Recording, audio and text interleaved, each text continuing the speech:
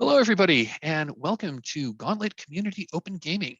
My name is Mike, and my pronouns are he, him, and I am GMing a session of the RPG Trophy Gold. We are going to be playing through a conversion of an OSR module called the Bruja, the Beast, and the Barrow, which was originally written by Gus L. and is published by Rat King Productions. The conversion to Trophy Gold was done by me. So a little bit about the Gauntlet. The Gauntlet is an online role-playing gaming community. We have hundreds of players all over the world. We like to get together and play indie games, indie RPGs, story games, and OSR games primarily. Although the recent few months, we've seen some trad games. Some people have been playing deep. Some people put up some 5e games, and I'm contemplating putting up a Call of Cthulhu game. Anyway, but we mostly focus on indie games, indie RPGs, story games, and OSR games. One thing I like about Trophy, and Trophy is a game that was developed by Gauntleteers and is published by Gauntlet Publishing. So we've got a lot of experience with Trophy within the Gauntlet, and as it goes public, we're getting more and more people playing Trophy. The Gauntlet is also a podcast network. We're a small game publisher. We have a number of games that they publish. We've got traditional forums. We've got a daily blog, and we publish an award-winning bi-monthly newsletter and game magazine called Codex. If you want to learn more about the Gauntlet, you can check us out at gauntlet-rpg.com.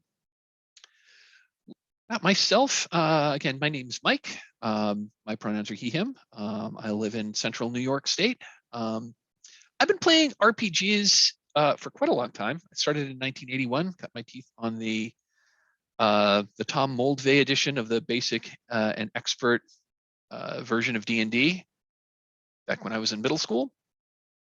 I played a lot of D&D in the 80s. I mostly played GURPS in the 90s. I mostly went back to D&D 3rd edition in the aughts. Didn't care for 4th, so we switched over to Pathfinder for a few years in the teens. And that's mostly what I played until in 2015, my Pathfinder game ended, and I joined some people that were playing this weird little hippie indie game called Dungeon World.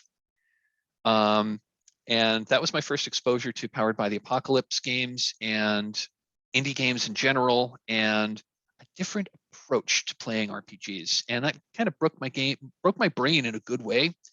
And I just kind of jumped in head first into the deep end of the indie games pool there. And that's mostly what I've been playing ever since. I joined the Gauntlet in 2018, played for about a year before I started GMing. Started GMing in 2019. And then when the pandemic hit and all games moved to online, I was already pretty well versed in how to play games online. So I kind of had a really seamless transition to online gaming because I'd already been doing it pre-pandemic. I think this is the fifth GCOG I've been running stuff. Anyway, I've yammered about myself a lot. Why don't we go around the table and introduce ourselves? Let's go clockwise in order as I have you on my screen here. So Jeremy, would you please introduce yourself? Hi, my name is Jeremy. My pronouns are he, him. I love games. I like the Gauntlet. I like the games that you're involved in. I'm going to be running my first Gauntlet game tomorrow. So that's exciting. It's also Trophy. I have played both Trophy Dark and Trophy Gold, and I've run each of them once badly. So I think that'll work out pretty well tomorrow, I hope. Let's see, I guess as far as things to plug, I'm pretty involved in the New School Revolution community. So we have a Discord, it's NSR Discord, and then our main web presence is the Cauldron. So I'll put a link for that somewhere, but it's discourse.rpgcauldron.com. and it's all about the fusion of story games and OSR, and forward-looking OSR in general. So, yeah, I'm glad to be here. Thanks. That sounds really cool. I hadn't heard of them. I definitely need to check them out because that's actually my forte. As I'm most interested in the intersection with OSR and story games, which is one of the reasons I love Trophy so much, because that is pretty much what this game was designed to be from the get-go. Awesome. So thank you. Glad to have you with us. Chet, would you please introduce yourself? Hi, yeah, I'm Chet. I use he, him, or they, them pronouns. And this is my first time playing Trophy Gold, but I have played several games of Trophy Dark and absolutely love the structure of the game and the way that the mechanics play into it. I'm not a big like horror buff. I don't really consume horror media by any means, but for some reason, when I read the pitch for Trophy, however many years ago it was like first being broached on the Gauntlet, I was just like instantly hooked by it. It's just super compelling for me.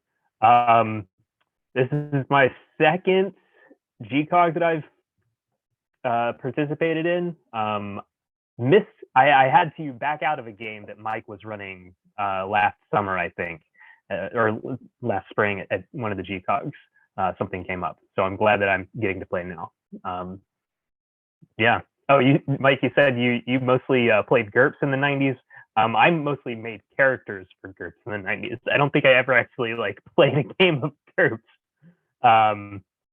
Yeah. Oh man, and character gen in GURPS is the least fun part of GURPS. At least I always thought that. I liked that part of it, but that was when I was in like middle school and early high school. So I didn't have people to play with, so I made characters and made them as like, out there as I could. Got it. I mean, GURPS has kind of is kind of a punching bag among indie gamers these days, and I think it's still an okay game, but I think there's plenty of other games out there that it's definitely a long in the tooth kind of game, and I think there's other games out there that does everything that GURPS can do and more. And I'm looking at you, Cortex Prime. Anyway, thank you. Glad to have you with us, Chet. Sean, would you introduce yourself, please? Hi, yeah, Sean Nelson. I go by he, him. This is my second GCOG I've played in. I actually played in a game with you, Mike. We played Escape from Dino Island, which was awesome. So I'm excited to be here, and I'm, just thrilled that Gauntlet gives the opportunity for kind of, regular people to sort of jump in and play some of these games. I've never played Trophy before, but of course I've seen all the media that Gauntlet puts out about it, from the podcasts and all the sort of different online things. So I figured this was a good opportunity to jump in and play it. I'm excited to see what the system can do. And yeah, it's just as was previously mentioned, I also don't normally consume horror themed material, but for some reason this sort of appealed to me, and I thought I had to give it a try. So I'm excited to be here. Fantastic. Yeah, Trophy Dark is a horror game. This is Trophy Gold. So Trophy Gold is a kind of an old school. It's a dungeon crawl game. It may have horror elements. Many Trophy Gold incursions kind of lean into the horror. This one is a conversion of a pretty, I won't say stock standard. It's got some interesting stuff, but it's very much the original module is, it's very much a kind of a typical OSR dungeon crawler with a couple of interesting things thrown in. So we probably won't lean too heavily in the horror, although I would imagine that if I were an actual desperate adventurer that was delving into this barrow, I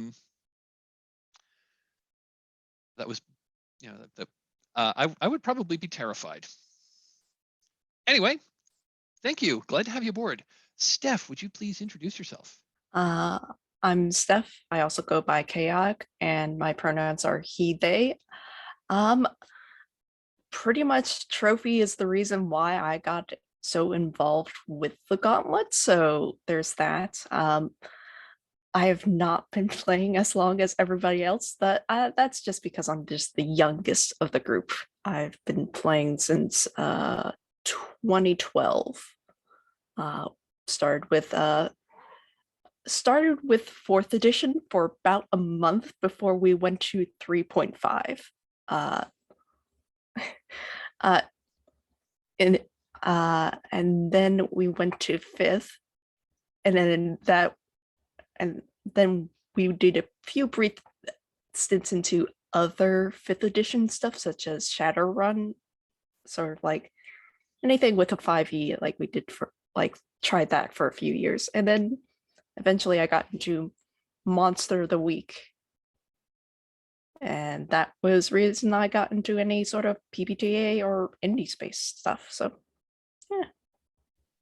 Fantastic. I noticed on the bookshelf behind you, you've got a copy of Orbital Blues. I also have a copy. I have not yet played it. I'm hoping to get that onto the regular Gauntlet calendar. I'm guessing probably in the summer, because I'm running I'm actually running a quarterly, which is turning into a semi-annual of old school essentials.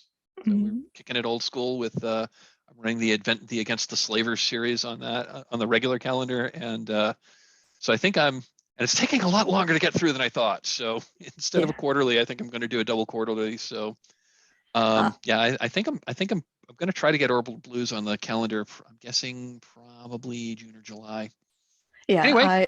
I just run too many of my own private home games to like sign up for Gauntlet stuff. I've only been on the previous GCOG to actually play, even though I play just the Between, which is a Gauntlet published game. So I love the Between. I've read it. I've still not gotten into a Between game, and I really, really want to. Anyway, that's neither here nor there. We are here to play Trophy Gold.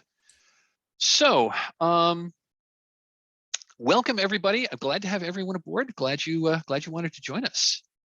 So, let's talk a little bit about this particular game. I like to start everything with a CATS discussion. CATS is a little exercise. It stands for Concept, Aim, Tone, and Subject Matter. And it's a little exercise just I'd like to do at the start. It's to make sure that we are all really here to play the same game. It's kind of like a formalized elevator pitch of the game, and just to set some expectations, to make sure that we are actually playing the thing that you thought you're signed up for. So so Trophy Gold is a collaborative dark fantasy adventure game. The player characters are desperate treasure hunters that are delving into dangerous places in the world to try to seek their fortune, to meet their debts. For those of you who have played the earlier, the sister game Trophy Dark, the difference between Trophy Dark and Trophy Gold. In Trophy Dark, you are playing doomed treasure hunters seeking treasures in places in a forest that does not want you there. In Trophy Gold, you are playing desperate treasure hunters who are seeking their fame and fortune in dangerous and lost places of the world. Dark's a horror game. This is a dark fantasy adventure game, which is designed for campaign play. If you go into Dark, you kind of expect that your character is probably not going to come out of that alive. Whereas Trophy Gold, you've got a decent chance of surviving the adventure to see another one. Although death is always on the table, even in Gold. So the concept of this particular game is you have ventured into the crystal frontier to meet with the sorcerer Marble Eye. And we'll get into the story there, but yeah, so you're on a bit of a quest to find some information from this guy, and he's going to send you on another quest before he fulfills what you're there for. This is a pretty short game. One thing that I've noticed with Trophy Gold incursions is they don't really adapt themselves particularly well to a one-shot, just because they've got too many parts. This is really short.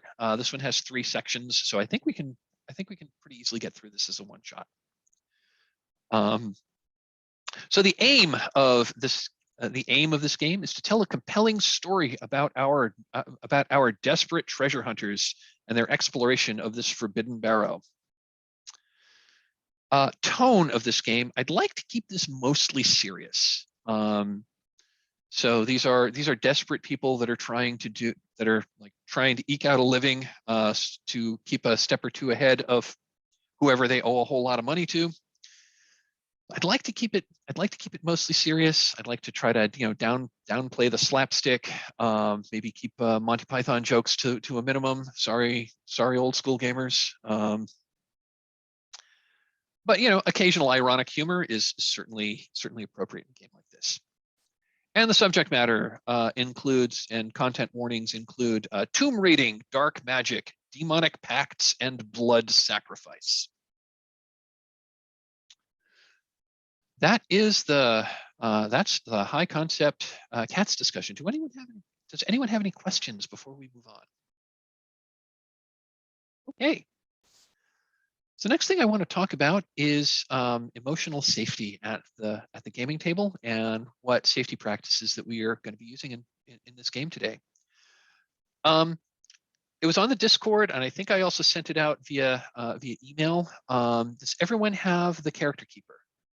Does everyone have the link to the character keeper?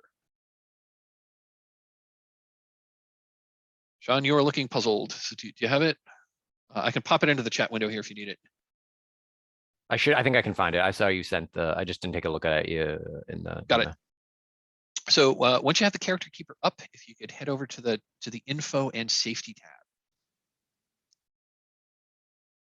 And let me know when everyone's there. Or while you're doing it, I'll start with my safety spiel. We're a bunch of strangers or near strangers getting together to play a formal game of Let's Pretend over the internet. The purpose of our little meeting here is to have fun. That said, role-playing games are challenging because we are living and playing and looking at the world vicariously through our characters. And sometimes there's emotional overlap between what happens to your character and what happens to yourself. LARPers call that bleed. In addition, we're here to have fun and to enjoy looking at the world through our characters' eyes. But at the same time, each of us have a different set of, each of us as players have different sets of life experiences. And what might be perfectly okay for like subject matters that might be perfectly fine for you that you don't have any problem with whatsoever may be a very big deal for me, and vice versa. So with safety tools, we can put some bounds around it. We can't eliminate the danger of we can't eliminate the danger of stepping on emotional triggers, but with these tools we can hopefully mitigate them. We might know where some of the landmines are, so we can avoid stepping on them. And we also have some other tools on what to do in case we blunder into a place that we hadn't anticipated that is making us not feel so good. So we're going to be taking a layered safety approach here. The first one I want to talk about is the open door policy. This is open door simply means all of us are free to come and go as we please. It's about your it's a combination about it's about your personal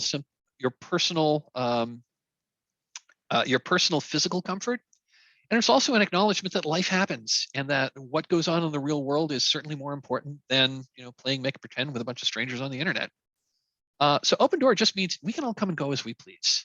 Life happens. You need to step away. Step away.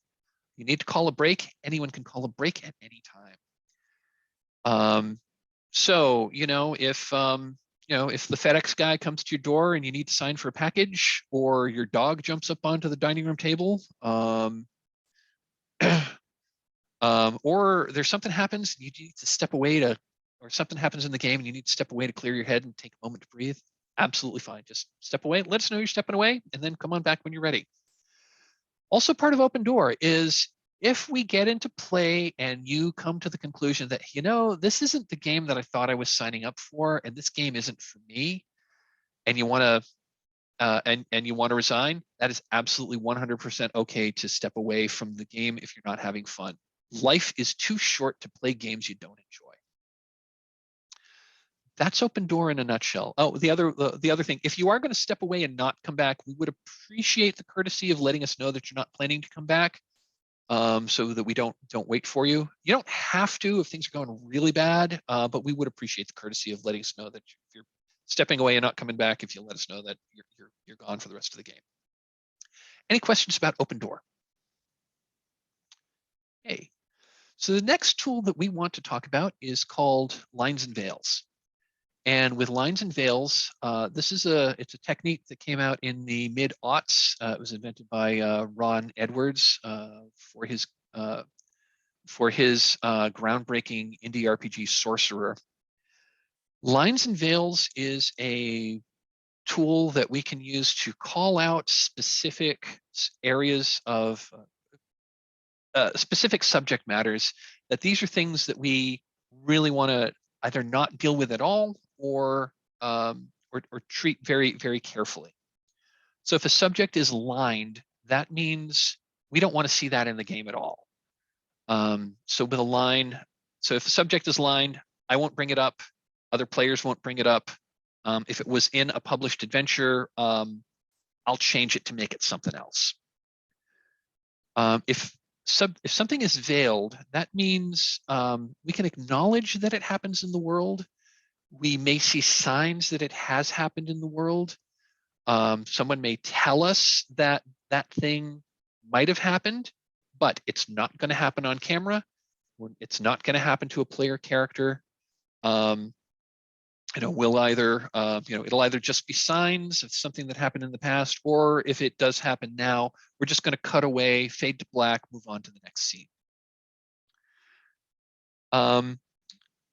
In addition to the lines and veils, that's come up recently is an ask first category, and that indicates that this is something that I might be okay with under some circumstances, and I might not be okay with it on something else. So if this subject comes up, we need to pause the game and have a chat about it before we introduce that element to our game. So on our safety tools page, we've got a list of various subject matters that are not infrequent things that people don't want to, that are not infrequent things that people want to line or veil. I am going to pause our recording while we talk about those specifically, because talking about our lines and veils, that's for us, that's not for our viewers. So I'm pausing the game, and I'm pausing the recording, and I'll resume it again once we've done with our lines and veils discussion.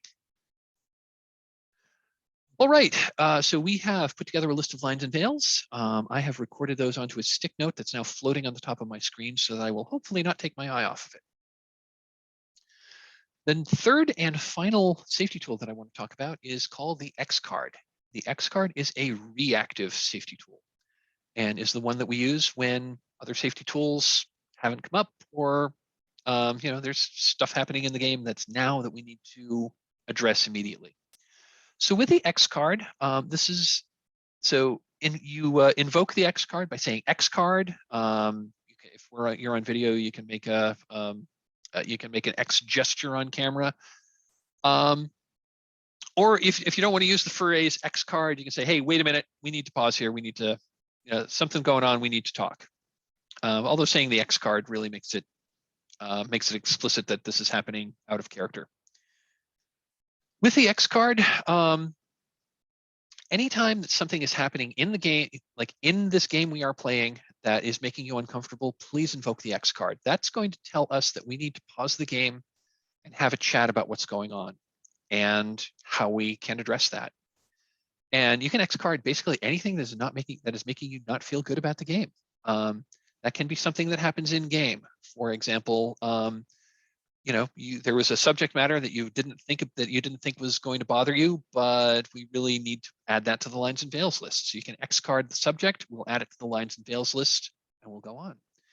Or it could be something else that's happening in the game. We've encountered something. I mean, it could be something not particularly.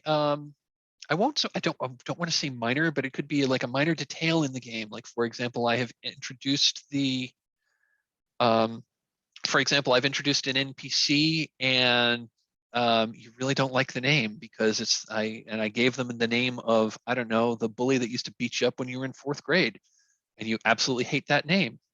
And it's taken you out of the game because you really don't like that name. And you can X card and say, hey, can we change this NPC's name? To which I will say, absolutely, because this person does not exist. And this person doesn't care what we call them. Or it could be something more serious, like I've introduced I've introduced something that's a parallel to a dicey situation in your own life, and you don't want to deal with that in a game. X card will change it. We can also X card things that are happening between the players out of the game. For example, if someone is regularly mispronouncing your name, or if someone is regularly talking over you, or if someone has misgendered you, please X card. We're all adults here, and we can, if I'm doing something wrong, I really want to, I really want to be told so I can correct my behavior. I don't want to, I don't want to unknowingly be a jerk. 2 other things I'd like to call about the X card. One is if you have, so first of all, if there is a situation where in our enthusiasm, a player or a GM took their eyes off of the lines and veils list and introduced something that they should not have, please, please, please, the first person who notices that, please immediately X card. Doesn't happen very often, but I, as a GM, I have been guilty of like running a published adventure and there being an element that was in the published adventure that we lined or veiled, and I was looking at the module, not at the lines and veils list, and I accidentally put something in that I should not have. And if that happens, please, please, please, please X card. Whoever violated a lines or veil will apologize, and we'll just move on. The other thing I'd like to talk about the X card is if something happened in the game that you didn't really like, but you didn't really want to make a big deal about it, so you just kind of let it slide, and then it happens again, it is absolutely 100% okay to X card the same, X card the second or third or fourth appearance of an element, even if you didn't X card it earlier. 100% okay. I do want to call that out. That's the X card. Does anyone have any questions about the X card? Okay. This concludes our safety discussion. So, trophy gold. Before we get to character creation, I'm just going to talk a little bit about Trophy Gold, the game. So ultimately, Trophy Gold is a conversation. This is a collaborative story game that uses the trappings of old school dungeon delving. In many ways, Trophy Gold is sort of like a deconstruction of a traditional OSR or a traditional D&D dungeon delve adventure. All the elements are there. They're presented in a somewhat different way. Trophy Gold kind of gamifies a few things. There's a function called hunt tokens, which are a sort of like a fictional meta currency that we can use to bypass story events or just kind of solve things, and we'll talk about that in a little more detail. This is also a game where players are given a lot of narrative control. That's the collaborative part. There are game mechanics in this game where you as the players will be adding story elements to the game, which are now part of the game for all of us to play with. And we'll do that through a mechanic called we'll do that through the risk roll, where part of the risk roll is we'll ask all of the players what's the worst that could happen here before you roll the dice. And that will kind of inform me as the GM of the kind of things that you are interested in seeing should things not go the way you want to. And ooh, Katie. The other is through a mechanic called the Devil's Bargain, which we'll go over a little bit. For mechanics, this game uses a small dice pool mechanic. The bread and butter, the main roll we'll be using in this game is called the hunt roll. And That's going to be, you'll be assembling a small pool of 1 or 2 dice. You generally want that second die if you can get it. And that's kind of how you explore the world, and it's abstracted. So, but at the same time, it does have the OSR approach. So when you're like asking questions about the world, I will ask you to do a hunt roll, and it's not a perception check. It's not a discern realities move. It's you're asking questions about the world, and I may give you actual concrete information on a hunt roll, or I might just abstract and say, okay, yeah, good roll, take a hunt token. Hunt tokens you can use to trade in at any time to get to find a piece of treasure, or you can pool 3 hunt tokens among the players to solve, basically to move forward, to solve the set. That's okay. So Trophy Gold is organized. So a Trophy Gold adventure is organized into what are called sets, and they're sort of like play areas. And I will tell you out of character. I, the GM, will tell you, the players, what the set goal is. And so generally, in order to progress to the next area, or to, depending on how the adventure or the incursion is structured, I will tell you what the set goal is. And so you stay in the set, like you poke around, you try to find more information until you can solve the set by figuring out what the puzzle is, or like doing the thing that you need to do. Or if you don't want to, or if you want to bypass that and just solve the set and move on, you can pool 3 hunt tokens among the characters and trade them in, and we'll just we'll kind of hand wave, and we'll solve it purely narratively. We won't engage the game mechanics at all to solve it, and then we'll move on. Set goals may be things like learn the secret of this area, or find the hidden passage to the next area, or even things like, I've seen one where there was a set that was set in a there was a set that was set at a banquet, and the set goal was enjoy the feast. We'll get into that a little more once we actually start in play. So you'll be making the hunt roll more than any other game, and the way that more than any other role in this game. And the way that works is, if you ask questions about the world, that's going to be a hunt roll, and we will assemble a pool of dice.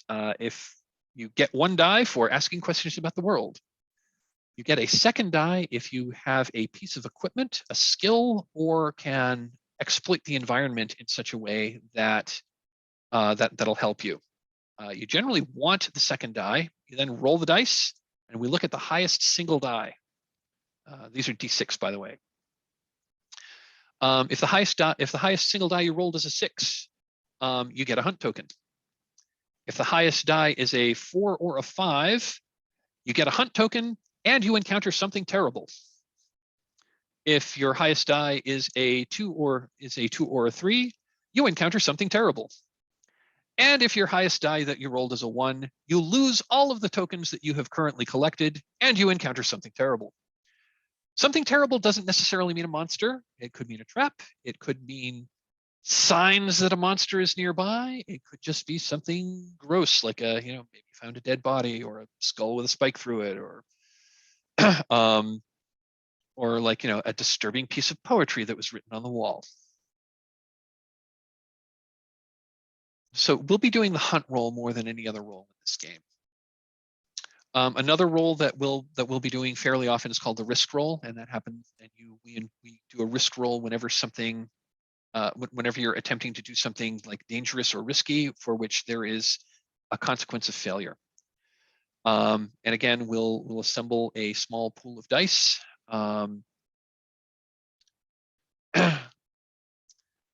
You get 1 die for having an appropriate skill, piece of equipment, or you tell us how you're exploiting the environment. You can get a second light die for accepting a devil's bargain. which is pretty much identical to Trophy Gold. Or if you've played Blades in the Dark, it's very similar to the Devil's Bargain mechanic from Blades, which is actually where the designer got the idea from. And you can get a third die, a dark die, by telling us that you are willing to accept, that you're willing to risk your mind, body, or soul. And then you roll the dice, and again, you're looking at the highest number. If it's a 6 is a full success, a 4 or a 5 is a partial success, a 3 or less is a failure.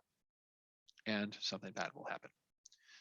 And we'll get to the risk roll I'll explain the risk roll a little more closely when we encounter one in the game. The reason I wanted to talk about risk rolls and hunt rolls is before character generation is because your skills and your equipment to affect those rolls. So if you could click over to the characters tab, let's make some characters. So characters in Trophy Gold are kind of, I mean, there's not a lot to them. They're kind of paper thin. They're mostly interesting narratively. There's not a lot of mechanics for your character. So the goal of your character is so your character is going to have a so yeah, name your character. There's a pick list, or you can just type it in. So your character has a burdens number. That refers to how much gold you must come back with at the end of the adventure, or else your debtors get a hold of you and you must retire your character. So if you have like burdens 3, you must come back from the adventure with 3 gold, or else, or else bad things will happen to you and you must retire your character. So that's why you're moving through this adventure. Gold tells us how much gold you currently have. Ruin, again, identical to Trophy Gold. Ruin is kind of like your hit points, but not exactly. Ruin is a measure of like how much your body and your mind is like, is corrupted by your delving into the dangerous places in the world. Characters start at 1, and you can get up to 5 ruin. If you go to 6 ruin, your character is lost. Whether that means they're dead or they are, whether they could be dead, they could be turned into something else. They could become an NPC. But if your ruin gets to 6, your character is out of the game. And we'll have that's a special moment, and we'll actually take some time to come up with a good narrative end to your character.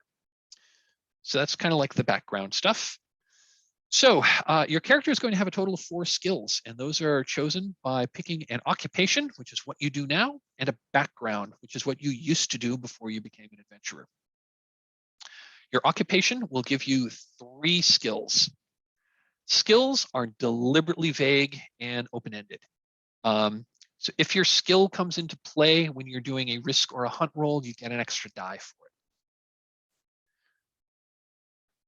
it.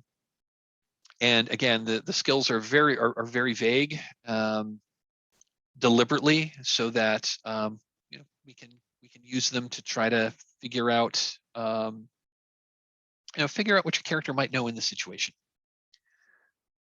Yeah. Also, I want to talk about rituals. Rituals are basically magic spells. Again, they are deliberately written to be kind of vague and open-ended. Many of them are sort of based on spells from early editions of Dungeons and Dragons, but not all of them. Knowing rituals is like weighs on the mind. So if you start with rituals, every ritual you start with lowers your start or increases your starting ruin by 1. So if you know a ritual, that ritual has corrupted your mind to a certain extent, so you will start with ruin of 2 instead of 1, and you can never get below that level of ruin. Again, if you start with 2 rituals, your starting ruin will be 3. If you start with 3 rituals, your starting ruin will be 4, which means you can only take 2 hits before you can only lose 2 ruin before you're lost to the before you're lost.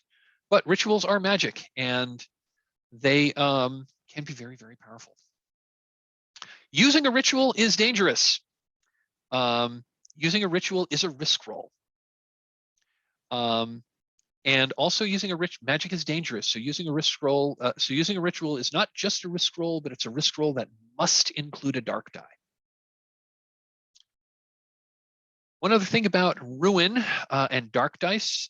Dark dice are the only way rolling dark dice is really the only way that your ruin can increase. So when you make a risk roll, and you have included a dark die, if the highest die rolled is on a dark die,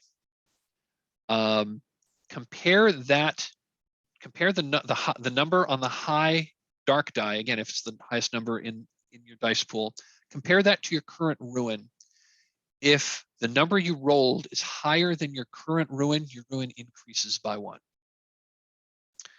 There may be other things that could happen to your character, like in the game, that would make narrative sense.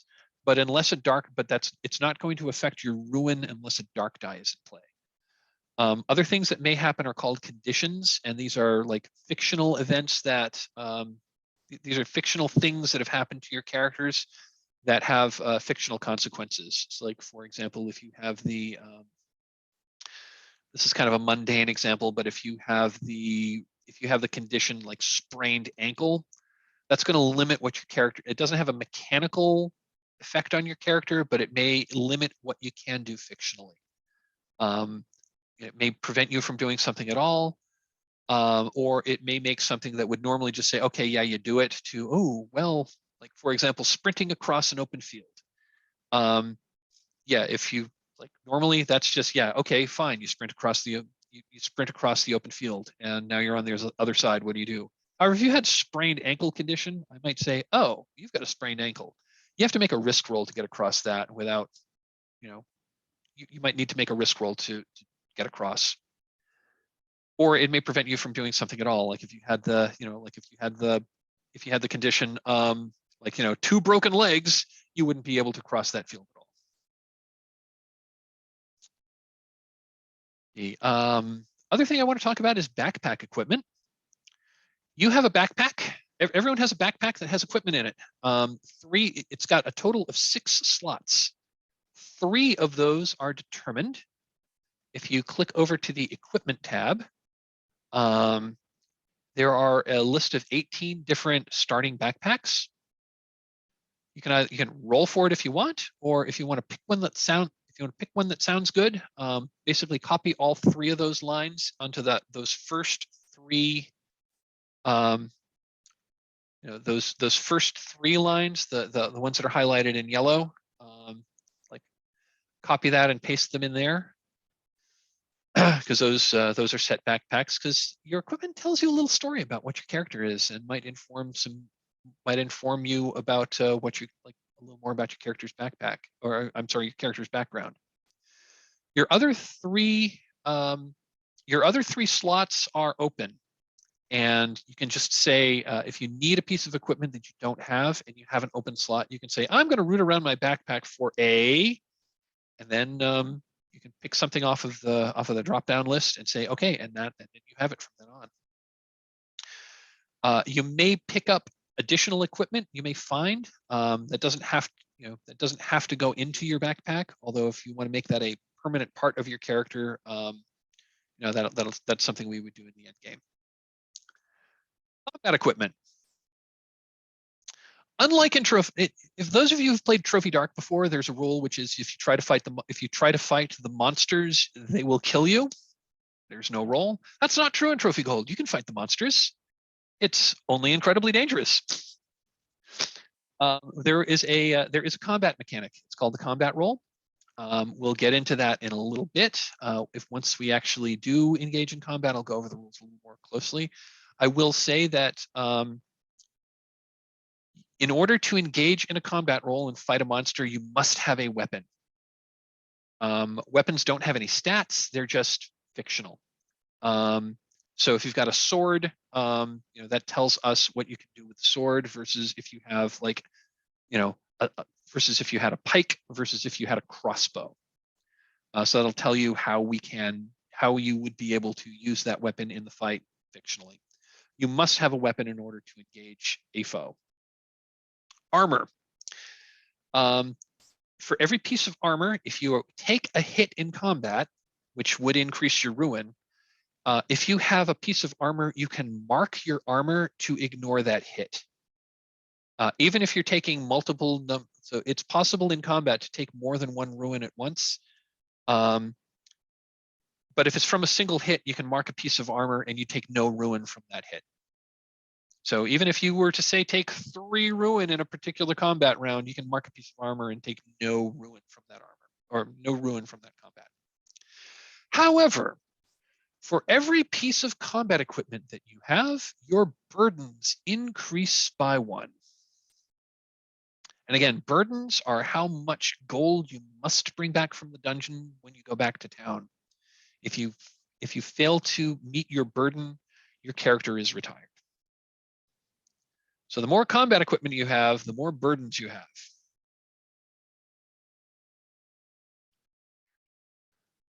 Let's see, and there's an area for found equipment. So again, stuff that you pick up, during the incursion, you can put in found equipment. Doesn't have to take up a backpack slot.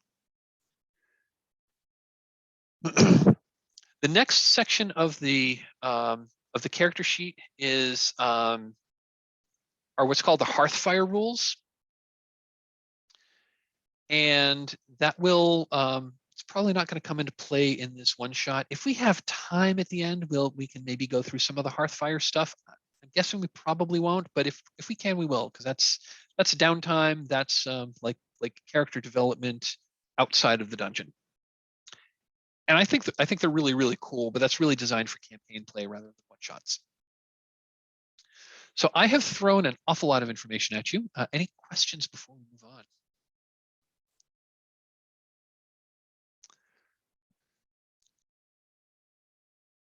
So yeah, I haven't played with it, so I don't exactly know how it works, but the character sheet does kind of like walk you through the process and tells you what you need to do. So if you've got any questions, please ask.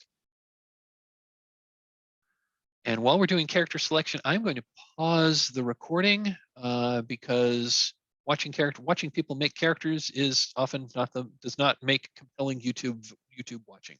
So pausing the video now. Okay, and we're back.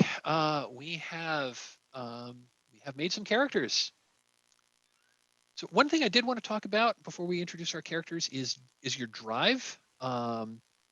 Your drive is again what you are trying to do, what you're trying to collect money for, ultimately, and is why you are a desperate treasure hunter. In the drive, drives pretty much always have a few kind of undefined evocative details, like generally proper nouns. What they mean is, I don't know. You tell me what they mean. Some of them have links to the trophy loom setting, which is kind of an implied setting that's done through a whole bunch of tables, some of which are contradictory. It would come into play if we were doing like campaign play, but this is a one shot, so so when I ask you to introduce your characters, so we're going to go around the table. I think I'm going to go in character keeper order here. So I'm going to ask you all to introduce your characters. So let us know your character's name, your occupation and background, and your drive, and anything else that you might think about, what you might know about your character. Oh, and also as a little background, I'm going to assume that this is like episode 5 of an ongoing series. So your characters know each other. You've been adventuring together before, and we're going to set up a little bit of backstory as we get going as to why you are here. I'll just tell you up front. I will need a volunteer from the studio audience to have volunteered to have been exposed to tomb crystal poison in your previous adventure. It's not going to have a mechanical effect yet, although it might if you take too long here. So anyway, let's go around the table and introduce us to our characters. So I'm going to go in character keeper order. So the first one up is Sean's character Baso, or however you want to pronounce that. So what would you tell us about Baso, please? Baso is a magician. His background is defunct priest, and his drive is to find the resting ground of the morning night. He's kind of older, I guess you'd say, than the standard delver. He wears this kind of long robe with arcane symbols on it, made of snakeskin. He has a kind of white beard, and his hands are slightly gnarled, and this long white beard and a sort of purple cloak that drags along the ground, quite muddy and tattered.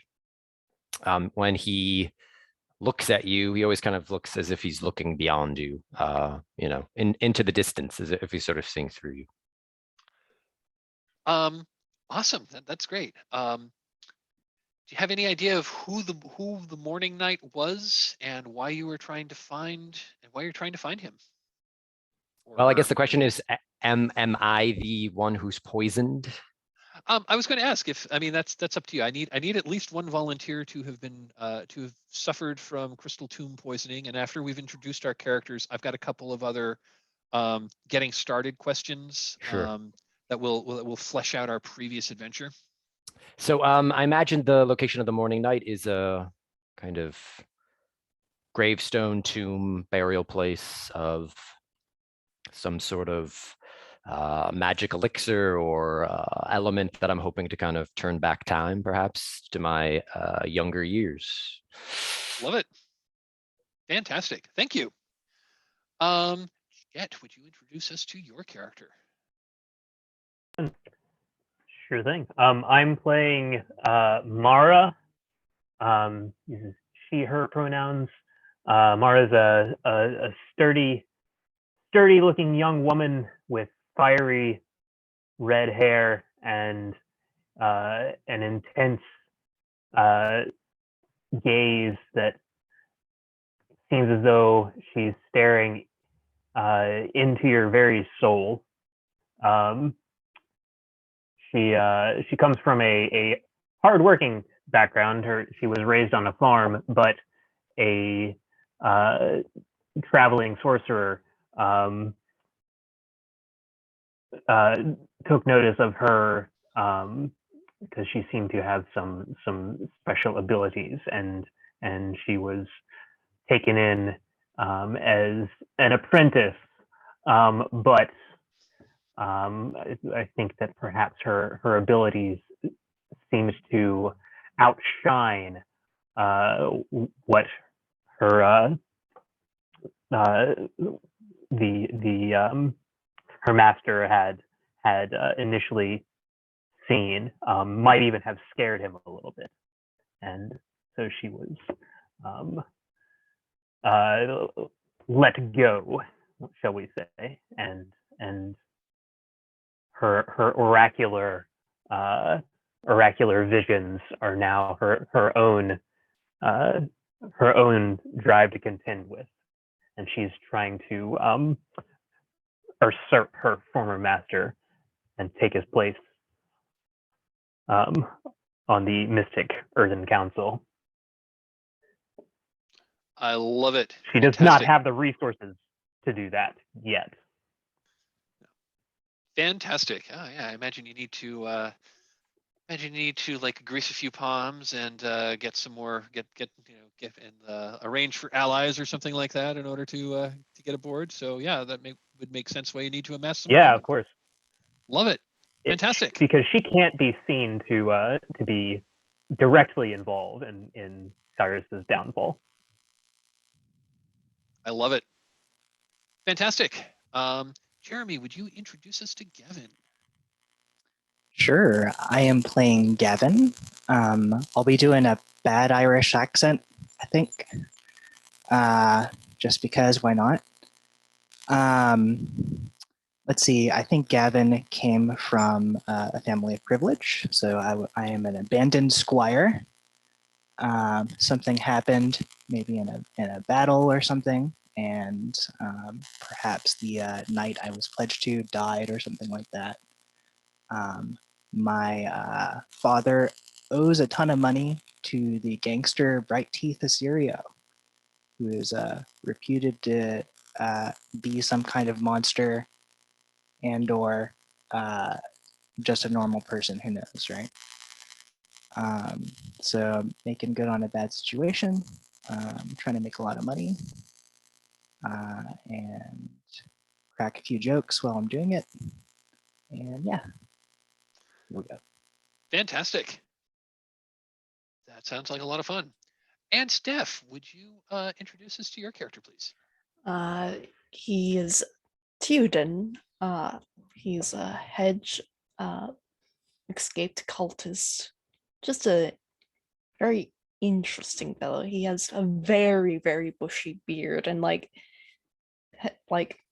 for the most part, you would think that he's a hermit of some sort, but for some reason he seems obsessed with old Kodor and wants to actually finally find out its true secrets and share them with the world.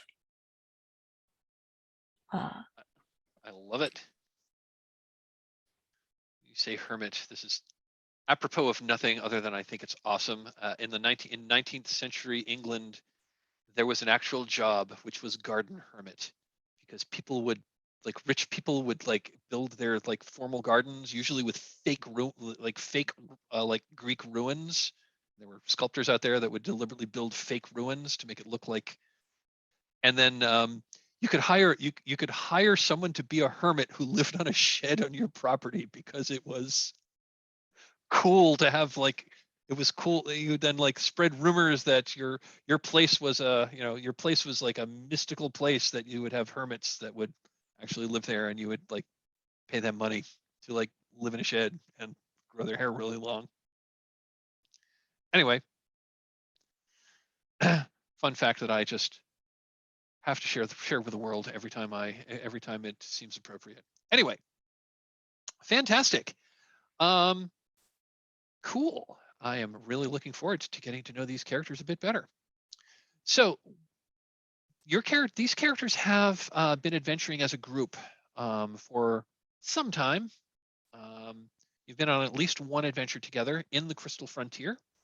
Let's give you a little background on the Crystal Frontier. The Crystal Frontier is scarred with ruins, festering among the dunes and crouching in the box canyons of this arid and broken country. Pickbone Mound is one such place. This ancient barrow is home to Marble Eye, one of the few reputable sorcerers of the frontier. He is an expert in curses and knows how to cure tomb crystal poisoning for a price. Now, Sean, you said that you would volunteer to be the one who suffered in your previous adventure suffering from tomb crystal poisoning. I do, yeah. I think it's going to go along with my character approach, which is a sort of an old man who complains a lot and kind of has this vision of things going differently than it has. Under the first bullet point under conditions, if you would type in tomb crystal poisoning. I want to tell you a little bit about mechanically what tomb crystal poisoning is. You know. So tomb crystal poisoning is blood red crystals are slowly growing from your bones, eventually, which will tear through your flesh. For this, for the mechanics on this, and it's not going to come into play today, although it may come in tomorrow. I'm pulling in a mechanic that does not normally exist in Trophy Gold, and that is the ruin roll. Basically, if you're under the effects of tomb crystal poisoning, when you wake up in the morning, you have to make a ruin roll, which is you roll a dark die, and if it is higher than your current ruin, your ruin goes up, and that reflects these crystals that are growing from your living bones. You've only recently been exposed. You know it's happened. You can feel it. It doesn't feel good, but it's not really affecting you yet. So we'll just say, for the sake of argument, that thus far you've successfully made your ruin rolls. But you need to find Marble Eye to find the cure. So I'm going to go around and do just a few background questions, just to establish some stuff. And so in your previous adventure, I'm going to go in reverse order. I'm going to go in reverse character keeper order here. So Steph, what treasure were you seeking in the Crystal Frontier? I imagine that since it's like called the Crystal Frontier, and that there's this curse of like having crystals grow ever out from you, everything that stays there long enough crystallizes, and it's has this unique variant of crystals that's actually more slow growing than the rest. But if you find the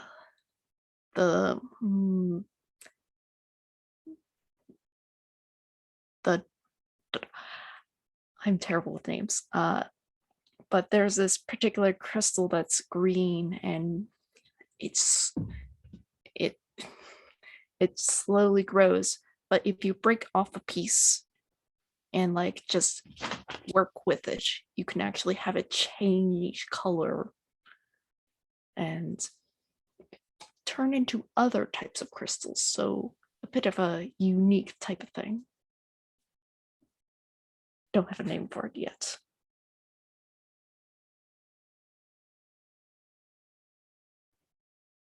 Okay. So you were seeking.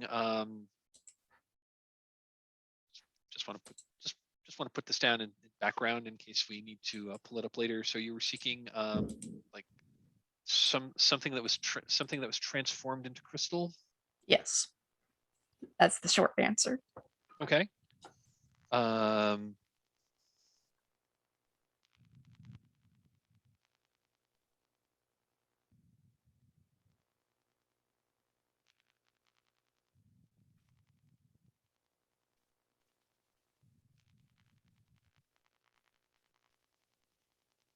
Type that would be better.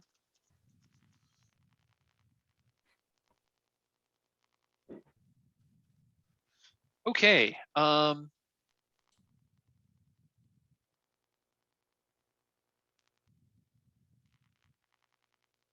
Cool. So characters. Gavin, where in the Crystal Frontier, like, so what specific location were you seeking this transformed crystal, and what danger did you face there? Oh. How about a deep ravine into the earth?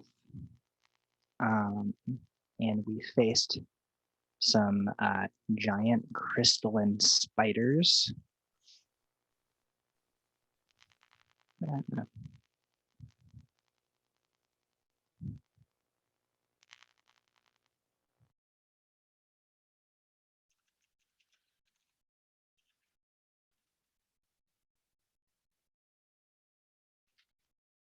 Awesome.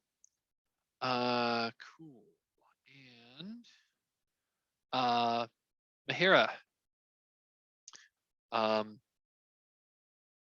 how were you exposed? So how were you? Actually, I guess this should go to Baso. How were you exposed to tomb crystal poisoning while you were overcoming this danger? Well, I presume kind of climbing down into this ravine, searching for this sort of multi-crystal object, these spiders kind of climbing down over us. We turn to kind of defend ourselves. We use our natural abilities and whatever they are and call upon our kind of like deep spirits and spells, rituals. And the spiders set upon us. Some of us managed to escape. I'm kind of left in the rear, and one of the spiders bites me in the, we'll say maybe the edge of my hand or my arm. And I sort of take this poison in, and my kind of blood and bones start to change into crystal. Fantastic. And finally, Mahera, how did you learn that the sorcerer Marble Eye might be able to cure tomb crystal poisoning? Well, of course, Marble Eye had dealings with my former master Cyrus. Cyrus was of course researching into the effects of the crystals, the crystal frontier, and Cyrus called on Marble Eye for his own expertise in the matter. Fantastic.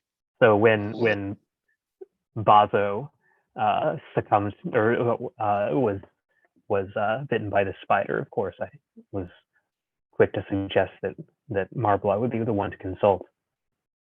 I'm kind of curious, Baso, since you are of a magical persuasion yourself. Could perhaps we be in some sort of pact to I was thinking the same maneuver my thing. way onto Sure. onto That the Earthen sounds Council? absolutely. Yeah, we can kind of like form a like mini alliance, if you will. Love it. All right. So we've got our characters. We've got a little bit of backstory. We've got a reason why we're going here. Let us begin. So the first set of this incursion is called Pickbone Mound. The set goal is to gain entrance into the crypts. One of the many ancient burial mounds, this rounded barrow rises from the rocky crystal-strewn desert. A small copse of scrubby shrubs grows in the barrow's shadow. As you approach, the wind carries eerily dissonant notes on the air. Just something that you hear every once in a while in the crystal frontier. It's the wind that's blowing over resonant crystals, and it's simultaneously beautiful and eerie.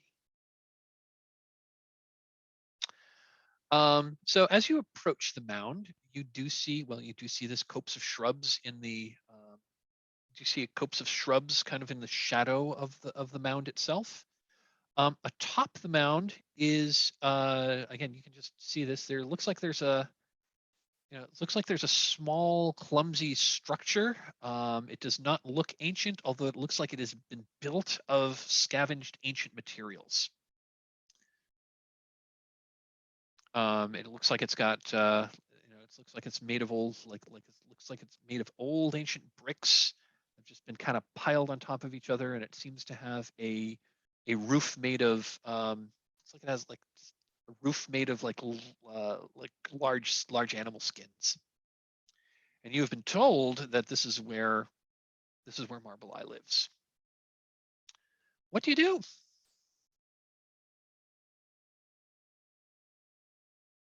And Sean, you're muted. Looked like you were speaking. Well, I would say that first we should check for any sentries, sentry spells. That Marble Eye, though he travels, he's not one to really take in visitors willy-nilly. No. Okay. So you're gonna look around, see if there's any warding spells. Okay, that sounds awesome. Go ahead. This is definitely going to be a hunt roll. I'm going to ask you to just give me a little more detail on how you're doing this, and then we'll talk. What does this look? Like the audience watching at home, what does this look like as you're looking for magical wards or sentries? And then we'll talk about dice. Well,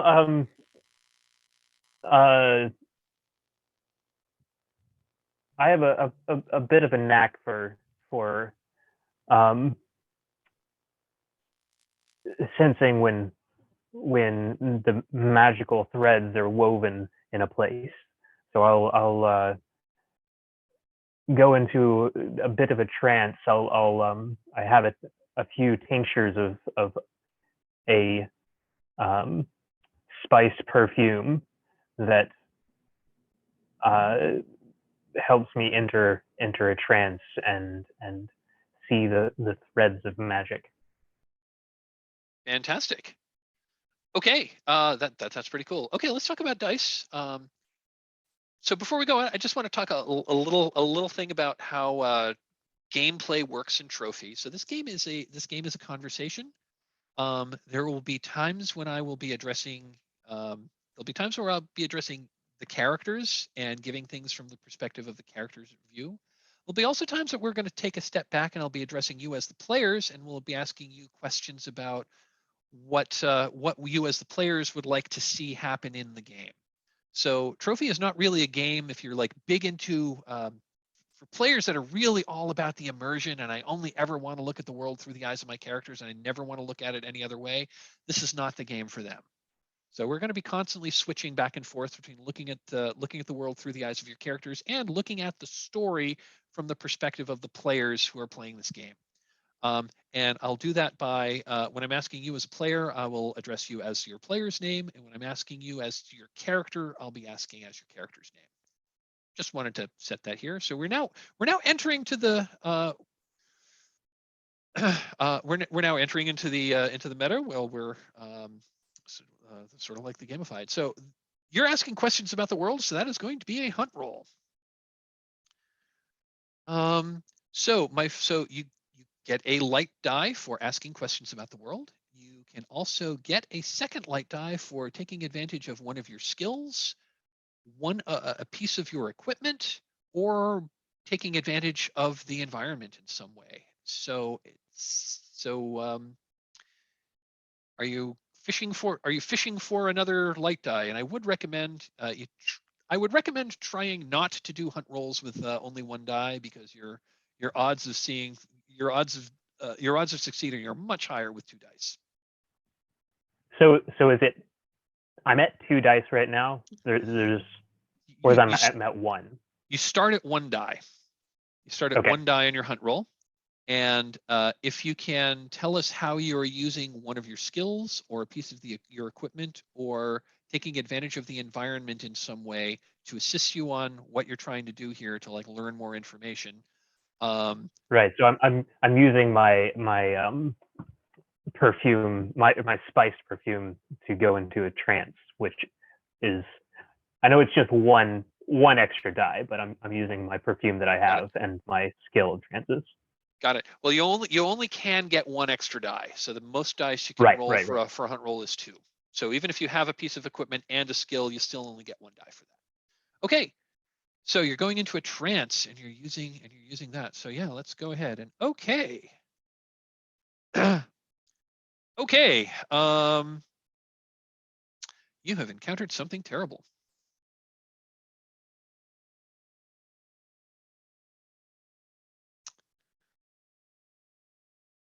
So you go into this trance, and I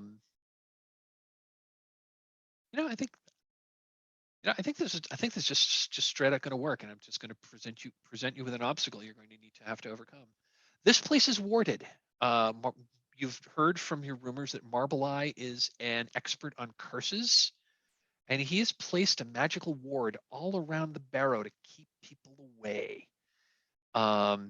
So there is a magical ward here, such that if you've detected it, but the terrible thing here is that you're going to need to somehow get by this magical warding, because if you don't, you're like whoever crosses into here is going to suffer a terrible curse, and your magical senses can tell that. I think we just lost a player. Oh no.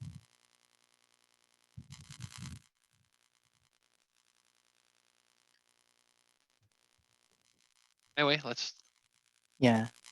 I'm guessing Mara communicates that to us.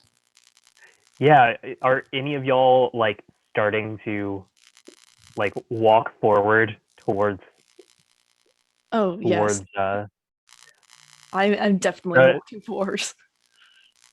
so as to like I had gone down, knelt down and opened this tincture under my nose to have the scent waft up, and my head rolls back and my eyes roll back into my head, and I'm there for just a brief moment because these wards are directly in front of us, and as Teodan, you're walking towards this clearing, I say, wait.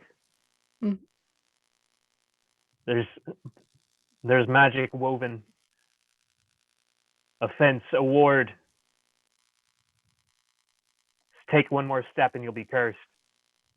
Oh, I'm not afraid of any little curses.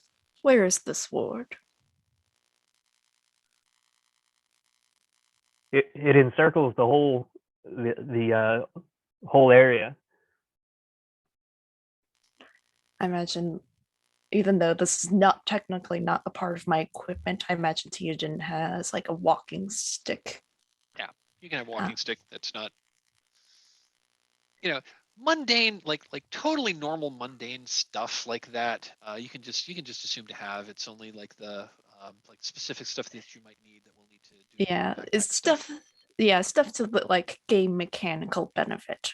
Exactly. This isn't so much a trophy. Isn't really a game about resource management, though. There's a few aspects thereof.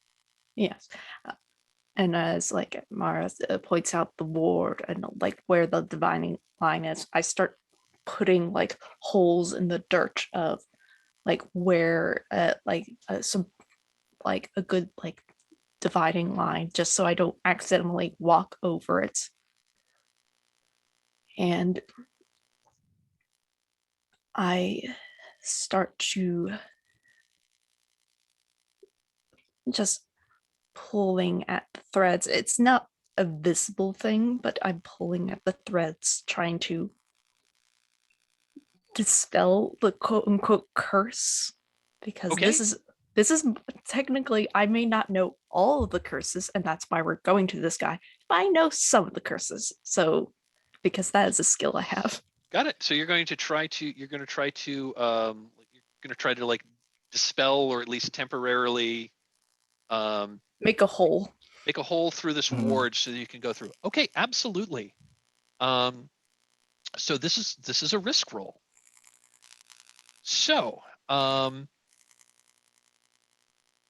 so this is a risk roll. So let's talk about dice. So you can tell us a little. So you're so yeah, you're so like, what does it look like that you're, so before we actually roll the dice, give us a little more fiction on like what it is you're doing here to try to like drop this ward, Um or at least punch a hole through it. yeah. Magic to Teodan is sort of a weaver's loom. Each has like a thread that's been spun and knitted into it. And if you pull at the edges, it'll start to fray apart. And like none of it, most of the time, magic for Teodan is not visible. He deals with the invisible sorts of sides of magic instead of the flashy magician stuff. Because the more dangerous stuff is the things that you can't see. And there's 3 holes in the ground, and that is where sort of the quote unquote stakes are for this loom. Okay. And so he's going to pull. Okay. So let's talk about some let's engage let's engage the risk roll mechanics. So you told us what you want to do and what your goal is. So my next question before we start assembling our dice pool is, I'm going to ask the rest of the table, what could possibly go wrong here? Anyone have any ideas? Or I could call on people. So the way this works is like, what's the worst that could happen? So I have a quick question. Please. So earlier rather than later, I have the aiding skill as an abandoned squire. So I'm not even sure how that's supposed to work. Okay. Am I able to like assist in certain things or? So aiding would come in. So again, that's a skill. Sure. So that would come into play when you were doing If I'm taking if this it if it risk, fictionally if it fictionally made sense if you were rolling the risk roll, Mhm. or Right. if it I'm would make sense satisfied for with the hunt that. roll. I don't think it applies here. So. There is a There is a help mechanic that we can Uh-huh. talk about if you want to. Okay, cool. So I'm going back to the risk roll. So like, yeah, what's the worst that could happen here? And I'm Well, I asking think you. Go on.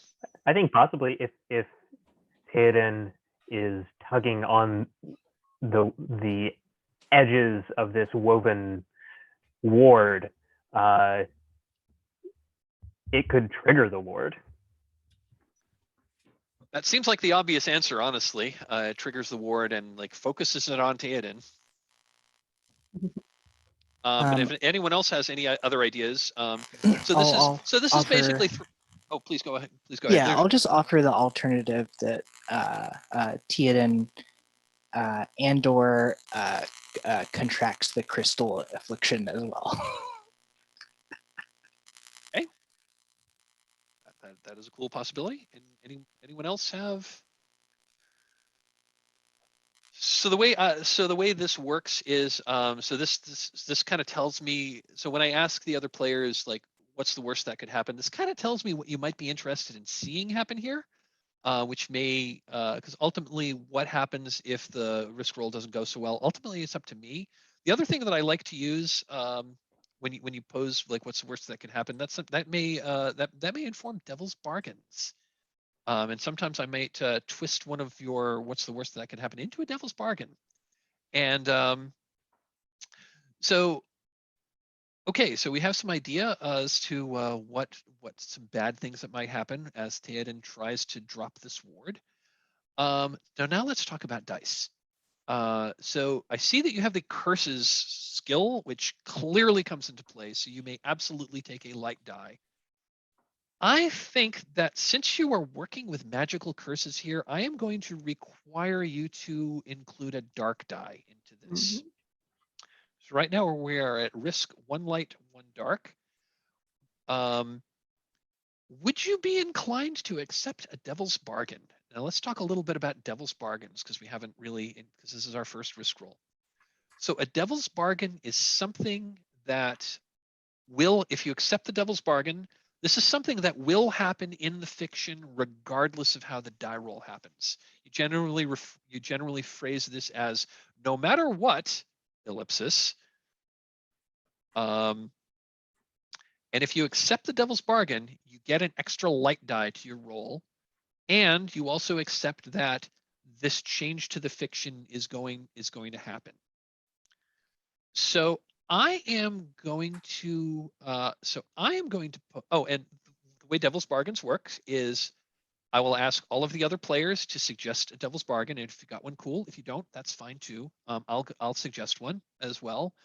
And you can choose to accept any of them.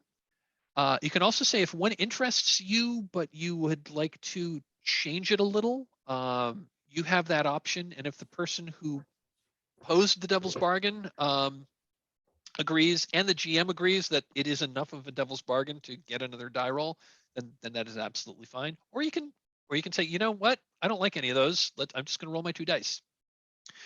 One other thing about a risk roll that I do want to call out is if you roll a risk roll and you don't like the result, I mean, you roll and I'll tell you what the result is. If you don't like that result and the highest die rolled was not a dark die, you may choose to add another dark die to your roll and re-roll all of the dice.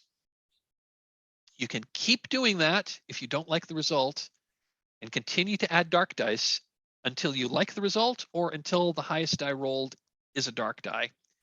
And if a dark die and a light die tie for highest, that's considered dark die high. And again, if dark die is high and is higher than your current ruin, your ruin goes up. Although, 6 dark means it works totally, but your ruin goes up. It's one thing I love about the dice mechanics of this game. It's like got all these like lovely little push your luck things going on. So, Devil's Bargains. I'm going to say, no matter what, this act is going to make Marble Eye is going to know you tried to drop his wards and will not be happy about it. That is a Devil's Bargain. Anyone else have one that they would like to pose?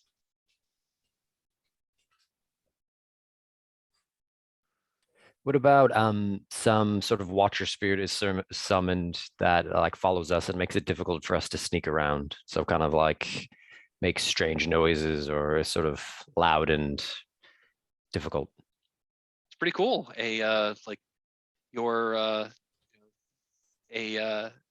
No matter what, like one of Marble Eye's guardian spirits is going to follow you. Is going to follow you around and might make life difficult for you. That's pretty cool. Does anyone else have a suggestion? No, those both sound really good. Okay, there's Yeah. a choice of two. There's a choice of 2 Devil's Bargains on the table for you, Steph. If you like either of those, cool, and we can do a risk, and you'll get another light die for accepting the Devil's Bargain. Or if you don't like them, you don't have to take one, and we can just and you can roll with the 1 light die. I do like the one with the spirit. I would rather like change it just a little bit rather than like having us attract attention. Only I can see it, but it's really like close to me. Like it's like on my back and whispers in my ear. I'm going to modify it. I'm going to modify that a little more if that's okay with you. And Mhm. I would say in this case, I would have you take the condition haunted by guardian spirit. Yes. Okay.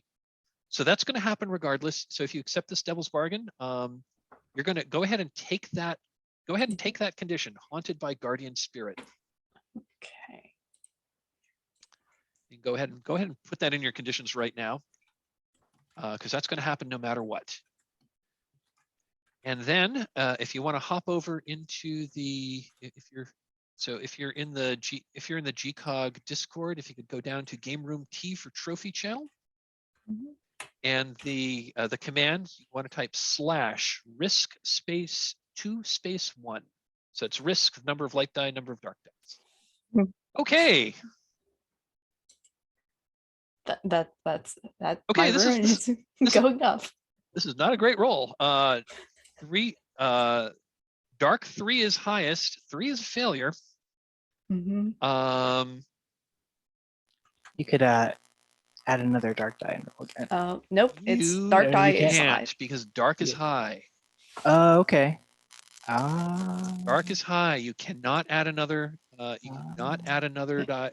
You cannot add another die and re-roll because dark is high. And since my I ruin will is say it isn't higher than your ruin, so I think you don't have to increase your ruin.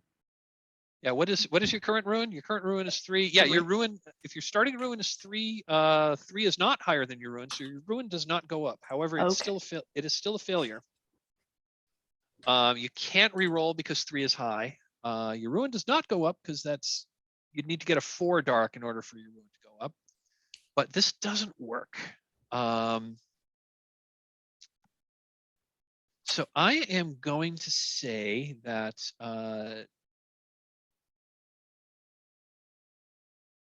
how is this gonna do it?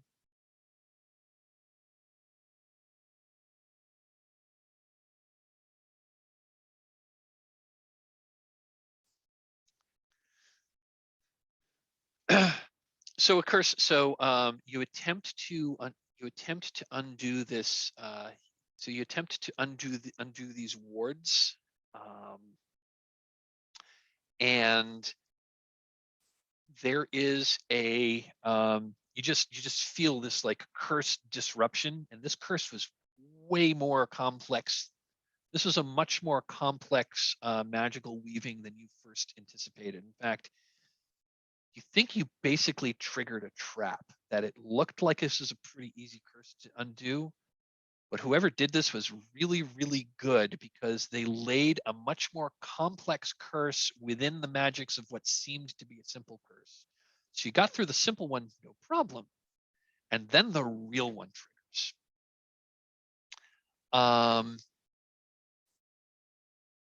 I am going to say that you have been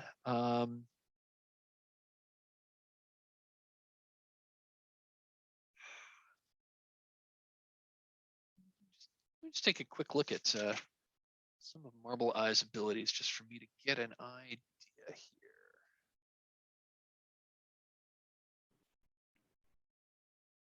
It would be old Marble Eye to have layers upon layers. Exactly. He's a crafty one, that. I'm going to give you a second condition, which is Visions of Doom. So you're cursed with Visions of Doom. Basically, everything you look at, you're now seeing the absolute worst thing it can do to you at all times. Like, you look at a staircase and the only thing you can visualize is that you are going to fall down the stairs. You know, you look at a glass of water and the only thing you can think of is how you're going to choke to death on it. We'll figure out how that manifests in game. But yeah, we're gonna have but yeah,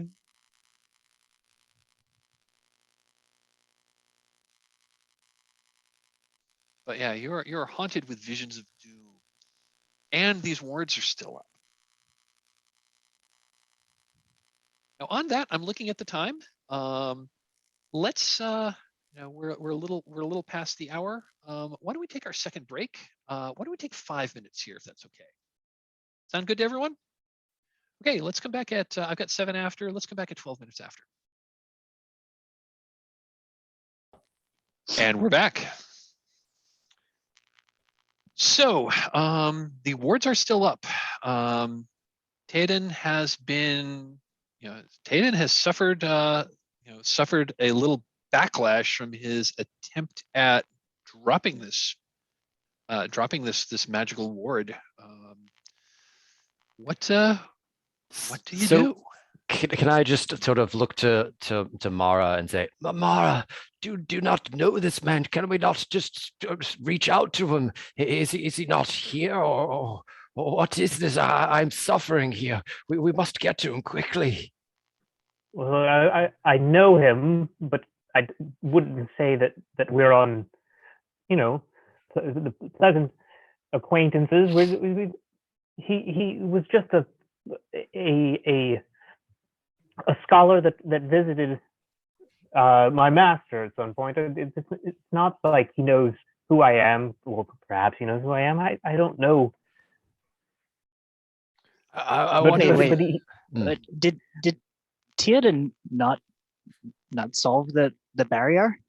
Teodan, Teodan, like, as like the sort of like as he pulled. You okay, man? In, like, he has hit the dirt. So no, crying he's not, out loud. He's not okay. Perhaps there's a simple answer to this mystery. And I pull out my spyglass, and I'm going to look to see if there's a mundane trigger to this trap, obviously made for smarty people. Yeah. Okay, so you're looking around, asking questions about the world. Sounds like you are indeed making a hunt roll, and you are using a spyglass. So I think that counts as that counts as 2 dice. So why don't you do a hunt 2? That sounds good to me. I have to rearrange my windows, but I'm gonna make it happen. Okay, so hunt 2. Yeah. Yep. /hunt 2. Wham. Okay. Take a hunt token. Sounds good.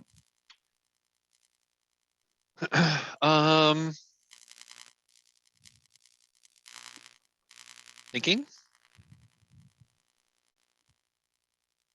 Looking through the spyglass, you're kind of like looking around. And again, it's probably on the other side of where of where you noticed where these wards were. You do see something that you guess may have something to do with the wards, and you didn't see them before, but mainly because there was they were hidden, but they were hidden behind some like crystal strewn tumbleweeds that were there. But then as you're looking around, like the wind blew some of these tumbleweeds past, and now you see that you're guessing it has something to do with these wards, but there's 3 human skulls that are piled on top of each other, and each of these skulls has like some dull red crystals that are growing out of the bones of the skull. They seem to be they're like piled on top of each other. Your guess is there's like some kind of spike or something that's set into the ground that these 3 skulls are stacked up on. But you just get a bad feeling about these skulls, but at the same time you think that's probably where some of the that's probably an anchor point of the of this curse ward that's on the other side of this ward. And Teodan, are you up and about at this point? Or are you still I'm guessing there was some kind of like resonant backlash that knocked you flat on your back? Yeah, I'm trying to get up. Is it honest? I wonder. Baso. Oh, I'm going to add. I'm just going to add one other detail to this as you were looking around with your spyglass. When you looked up at the top of the mound, there is someone standing now in front of that kind of ramshackle, and there's someone standing in front of that kind of like ramshackle structure that was at the top. Again, it's it's still going to be a bit of a walk to get past that because this is kind of a big barrow, but he's still like maybe 1,000 feet away. But you can see an old man. He's mostly he's bald at the top, but he's kind of got long long white. It's got like the fringe of hair is kind of long. He's got a long white scrabbly beard. He is dressed in robes which are once fine, but are like wizard's robes, which were once fine, but they are definitely tattered with age. And the other thing that's a little disconcerting about this guy is when you zoom in your spyglass on him, he's looking right at you, and his eyes are pupilless. It's like they're just it's like they're like it's kind of like dull off. His eyes are the solid dull off, like this dull kind of like grayish off-white color, as if they were actually made of marble. Which, now that you think of it, may conceivably be why he's called Marble Eye. Well, our situation just got better. He's just standing there looking down at you. Mara, I pass the spyglass to my comrade. Is that your friend there? I point. You keep using the word friend. That's not. I never said we were friends. I said that I knew the man. It sounds like you more know of the man rather than knowing him. I know of the man. I've seen the man. I was sweeping the laboratory at the time. But that's him. That's him. Well, okay. So that, and also I point out where the skulls were. There might be a mechanism has something to do with this barrier over there, and I point at it. What are you suggesting? We throw rocks or something? I don't think a rock is going to hitch. probably is going to bounce off and like hit you back. Can I have the summon ritual draw known spirit or person to you? I wonder if there's a way I can like summon something to attack the skulls. Or just summon the guy himself. Yeah. Oh, let's do there you that. go. Summon a known spirit. I guess he is a spirit or person to you. There you go. I will summon Marble Eye. Marble Eye, is that you? Show yourself. Come forth. think- And I kind of I was gonna say, so I think when I say, I think with spirit, I think when you summon a spirit, I'm kind of considering that like more like a ghost. So yeah, right. Marble Draw a Eye's known Marble Eye's spirit or person alive. to you. So Right, he's alive. Yeah. Okay. well, that's true. Can Draw a you- known spirit. Oh, could that's you true. It does say summon a spirit and it send- does say spirit or person. So yeah, I'm going to say if you want to like summon Marble Eye to you, you can certainly, you can certainly try to magically summon him to your presence. Okay. That is what the spell says. Okay. Mhm. So So I feel yeah, like in you- my desperation with this crystal poisoning, these things coming out of I sort of pull up my withered hands. And we've already like made a pain bad and- impression. and just in frustration say, Marble, like show yourself, come forth. And I just sort of pull him forth, ideally. Okay. Fantastic. Yeah, this is gonna be a risk roll. Okay. So I think it's clear what you want to accomplish. You want to like magically bring Marble Eye to you. Like Cool. a reverse project. Like a reverse project, yeah. Yeah, I like that. Hmm. Yeah, I like that. You're not bringing him personally, but you're bringing bringing like a projected image of him to you that you can converse with. Does that sound good? Yeah, sounds good to me. Okay. So that's what you're trying to do. I like that a lot. So what's the worst that could happen here?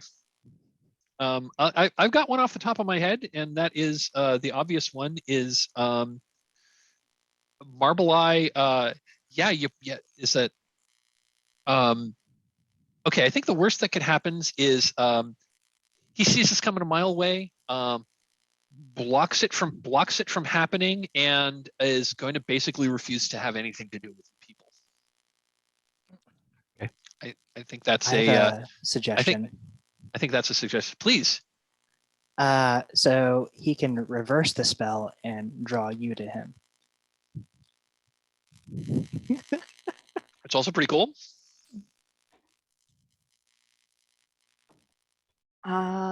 Which could possibly involve psychic damage. Who knows? You bring something else to you rather than, and we're gonna That's have pretty to, cool too.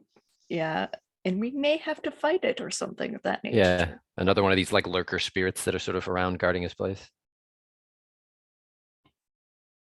Maybe your spell doesn't get through this protective ward. Mhm. I love it. Any other suggestions as to what's the worst that could happen here?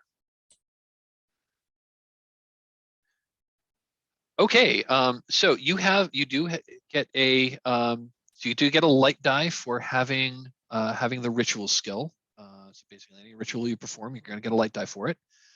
You are casting a ritual, so you must include a dark die. Now let's talk devil's bargains.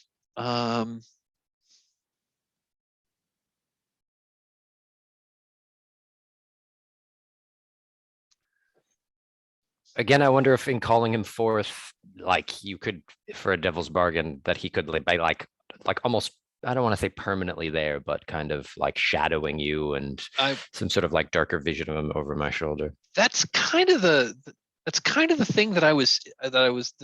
kind of the devil's bargain I was thinking, is that you summon a shadow of Marble Eye, who, again, we've got a lot of spirit things going on, but you summon sort of like a dark reflection or shadow of Marble Eye that is going to basically be, not going to be positively inclined to you, and maybe some kind of agent of chaos, or force that's like not working in your favor. So Sure. I think Yeah. I think that is a possible devil's bargain, is that what you've summoned is like a dark shadow of Marble Eye, not Marble Eye himself. Anyone else have any other ideas? No matter what, your crystal curse gets worse and it starts to poke out from your skin.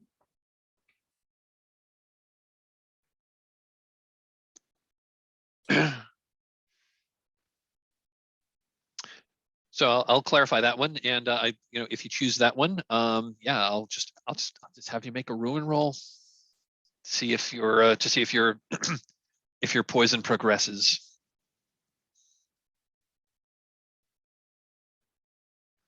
And any other suggestions? So you got 2 devil's bargains on the table. Your poison progresses, or you no matter what you're going, no matter what with your ritual, you're going to summon sort of like a dark shadow of Marble Eye.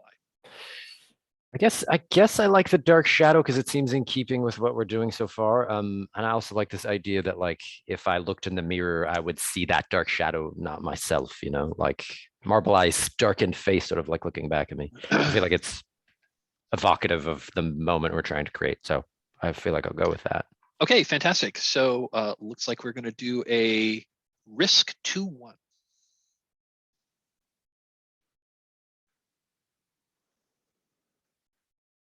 So if you're in the die roller, that's going to be /risk_2_1.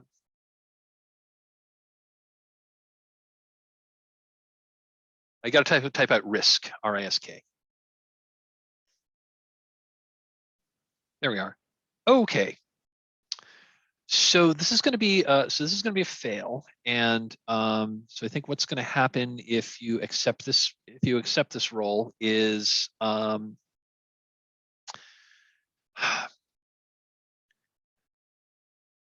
what's going to happen is what manifests is not Marble Eye. What manifests is an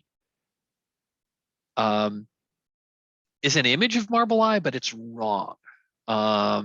And you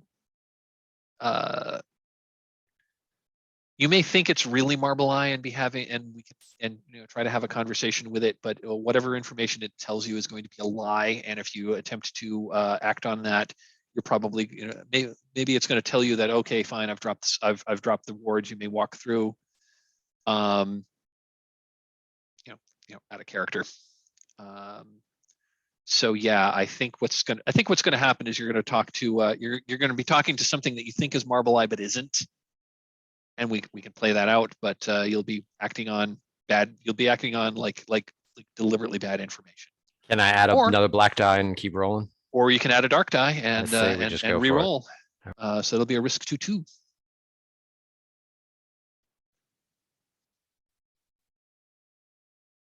White 6, perfect. This goes perfectly. You have narrative control. What does this look? So tell us what this ritual looks like, and how Marble Eye manifests. So it just as sort of like I described before, I imagine as a kind of old man that with these like crystals poking out of my skin and just sort of a little bit irate at the situation. I look at Mara and say, Mara, don't you know this man? And she sort of qualifies and all that. And I say, well, then come forth, then Marble Eye, come forth. And I just sort of, and as if this sort of blackened spear just sort of zooms from, I presume, where he is 1,000 feet away or whatever you said. And he just sort of is present right in front of us in this sort of apparition-like form. Okay, yeah, absolutely. I'm going to say that, so what happens is, I'm thinking you're like standing on the edge of where this magical ward is, and I'm going to say he manifests just on the other side. So you're just a couple of feet away from each other, and this image of Marble Eye like looks at you. And if you're still watching him through your spyglass, he's still up there. You can like all of you can see and hear this image that's now in front of you. And this image and the actual Marble Eye who's still up there, they're like completely mirroring each other's moves. So basically, whatever the real Marble Eye is doing, this image is doing. And this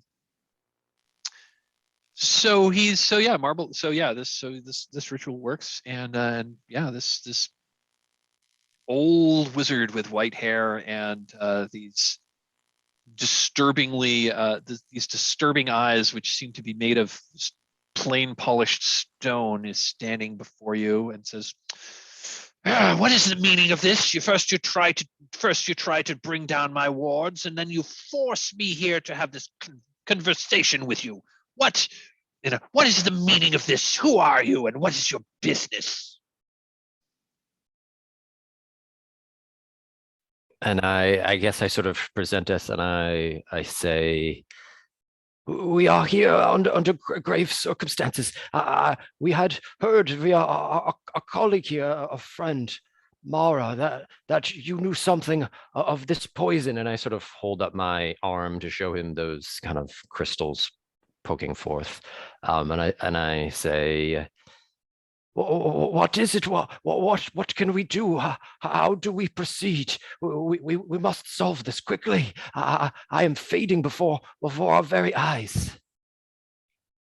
He narrows his eyes and says, you come here seeking my assistance, and first you try to knock down my wards, which keep out baleful spirits who wish to do me harm, and then you have the audacity to draw my spirit here against my will, and now you ask me of a favor. He he sighs deeply, he looks at the rest of you and says, well then, fine. For a price.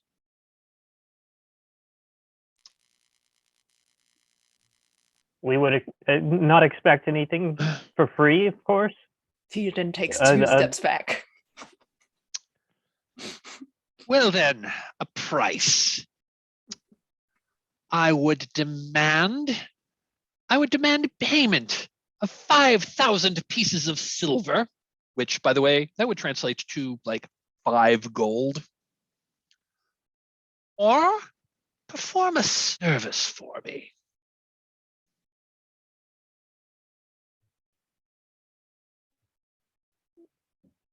Well, we would have to, of course, hear what the service is first.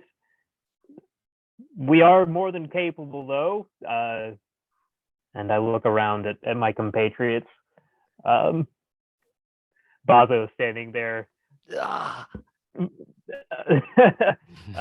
Somewhat withered from the illness, and Teodan perhaps still recovering from his encounter with the ward. Yes, we are sturdy and capable. Very well. Bring me back 2 live feral hogs. And the image like points to that that small copse of like shrubby trees that were in the shadow of the barrow.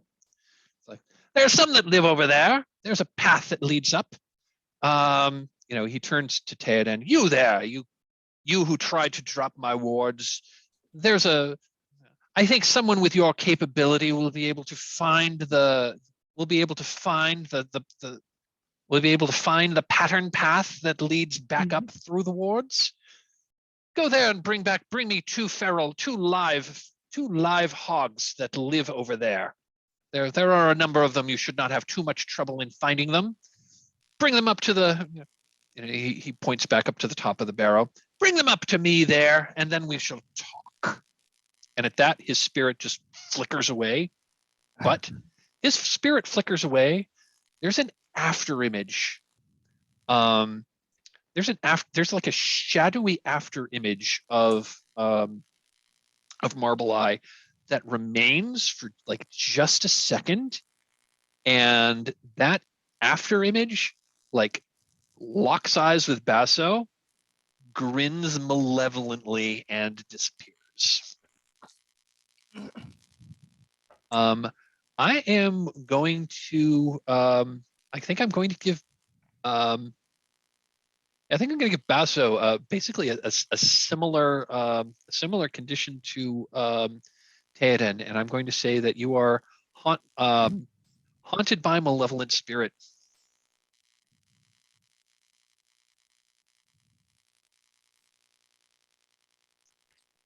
If you want to put that under conditions.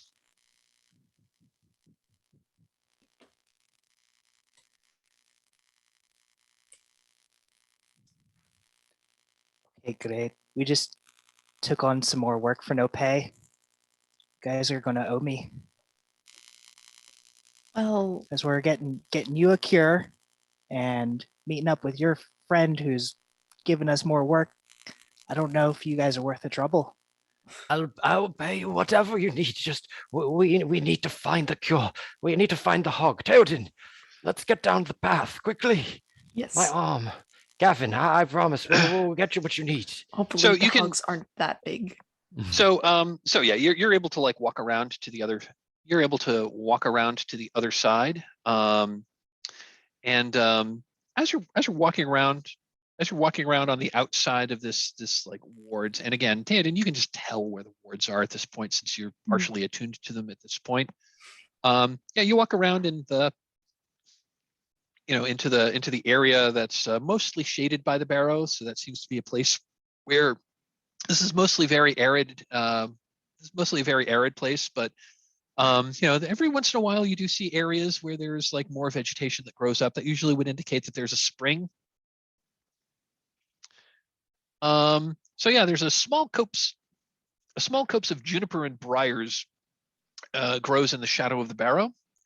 A narrow path leads down the hill through the briars, and as you approach it, you can see where the path is that leads down the hill. And again, Teodan, you are attuned enough to these wards by now that yes, you can kind of see how to, like, it's not obvious on the path itself, but you know how, but you just see now how obvious it is to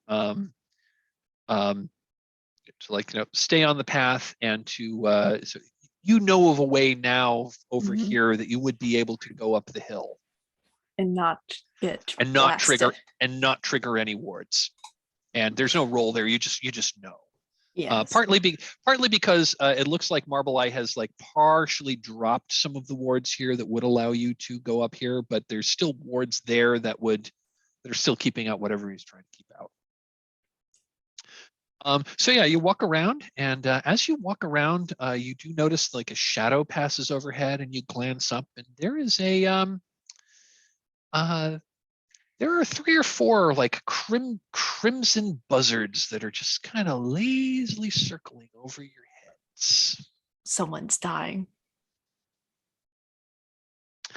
But yeah, you get to the you get to this copse, and you're able to pick up the path and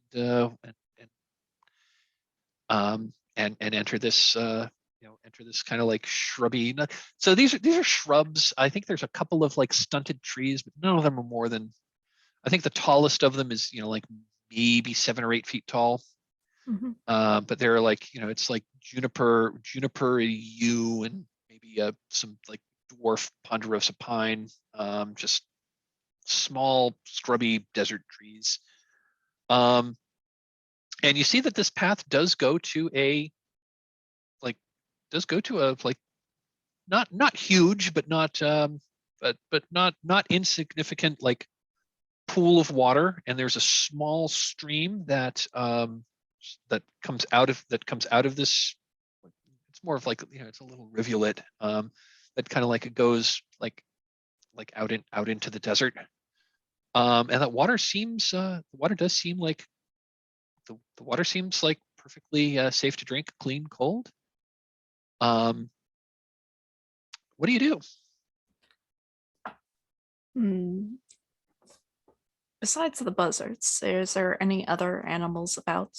We're looking for, well, hogs and Looking for hogs. and hogs. Yeah. or So the- sounds like you're asking questions about the world. So that's going to be a hunt Mhm. roll. Tell us how you're doing this, and whether you have any skills or equipment or a way to take advantage of the environment that might help you. So you get just asking questions about the world. You get a light die on Mhm. your hunt roll, and have anything with you that would help you in your quest for a hog. I know conditions have a tendency to be a negative thing. But since I have like this spirit over me and it was part of the wards, I'm going to ask it. Do you see anything? You've been at this land for a very, very long time. What sorts of beasts are here and where do they hide? So this may be pushing it, but I'm trying to use my spirit skill. Okay. Yeah. I think I think that'll work. I like that. Yeah, go ahead and roll a hunt 2. Okay, you get a token. Mm-hmm. And I'm going to say that this spirit that's been haunting you kind of like taunts you and says, and it whispers, "Many things live here. Some are dangerous. Many are tasty, or so I thought when I still lived. Tasty, tasty things here." And at that, you notice that there's like a little game path that goes through you notice there's a game path that leads like into the underbrush. It's like kind of narrow. It's not super high. It's like from something that would be, looks like something that would like walk on all fours and is not super tall. So it's gonna, like tear at your clothes a little bit to follow this game path. Because it's kind of like overgrown above it, but yeah, it looks like about the size of something that like a hog would go through.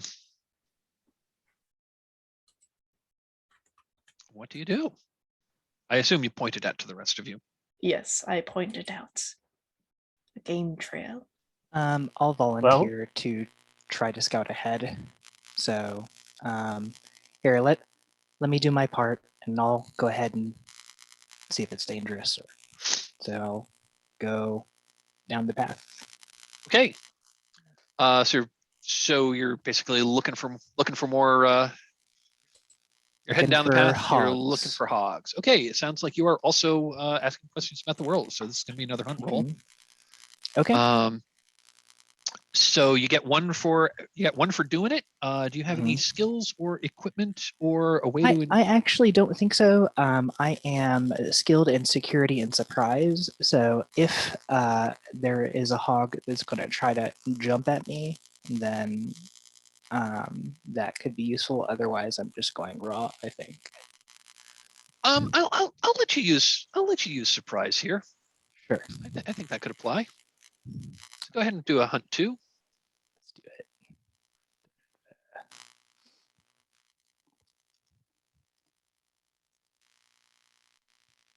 Okay. Take a hunt token. All right. So, yeah, you find a hog. You're like, so give us a little more about how you're going down this path. Are you walking down the path? Are you walking down the path, which means you'd probably need to chop at it because it's there's like briars and brambles. I am that are sinuously skulking through the briars with my dagger leading and trying to like snake through and make less noise myself, Okay. Mhm. So the terrible thing that you find, so you're kind of like skulking on. Are you like duck walking or crouched, or are you on all fours? Because this I think duck walking. Duck walking. Okay. So it's a little awkward, but approaching you rapidly is a hog, It's squeal. And it's a big one. It's like a wild boar with like long tusks, Mhm. and it looks angry and it's charging at you. It's coming right for us. It's coming right at you. What do you do? Okay. I think you're in the. Is everyone else have people followed Gavin down here, or are you like waiting back on the main path?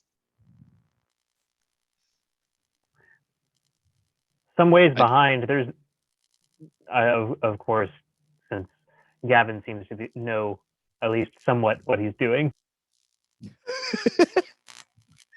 Yeah, I also got the sense that he's sort of scouting up ahead. So I imagine we're kind of at some opening and he's sort of down the path. Okay. But if there's a Yeah. shout or something, clearly I will come. Let's see if we have a little bit of team sense from working together in the past. I guess my default MO would be to run towards the group, maybe to Okay. draw it towards everyone else, maybe. Okay, so you're gonna try to turn around and draw this thing back out to the rest of the group. Yes. Okay, fantastic. So I think this is a risk roll. So you're like trying to. So I think this is a risk roll. It sounds like what you're.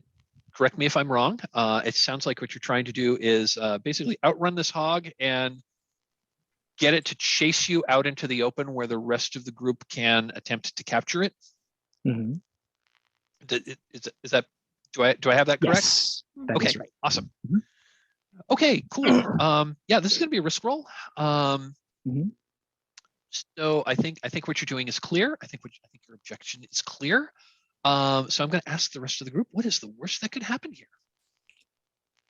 Well, hogs, especially feral hogs, they can grow to be larger than people.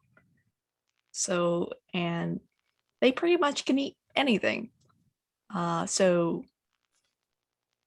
it's going to try to chomp on you, and I think you're going to end up in a fight with hog. That was going to be more or less my thing. Is that if you fail your risk roll, this is going to turn into a combat, and even worse, it's going to be a combat where you're basically going to be the only one that can fight it. Yeah, I don't want that. I guess another potential is like rolling an ankle, like making it back, but having sprained an ankle or something like that. Some sort of minor debilitating. That is definitely a possibility.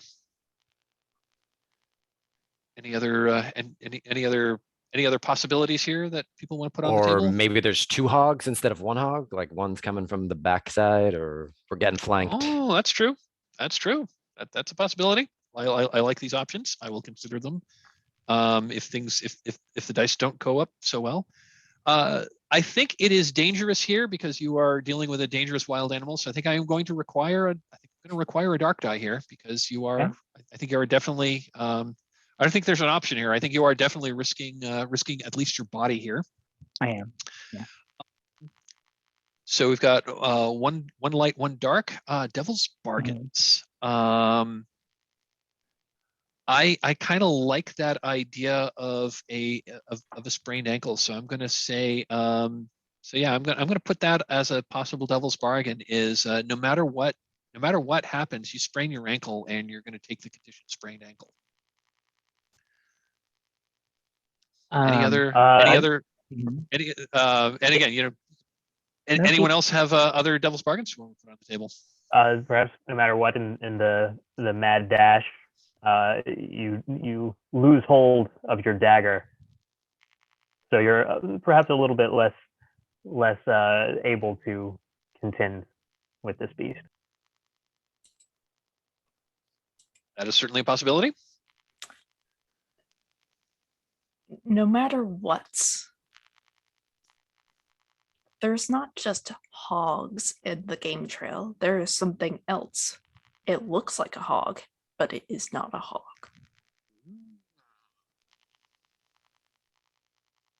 That is interesting.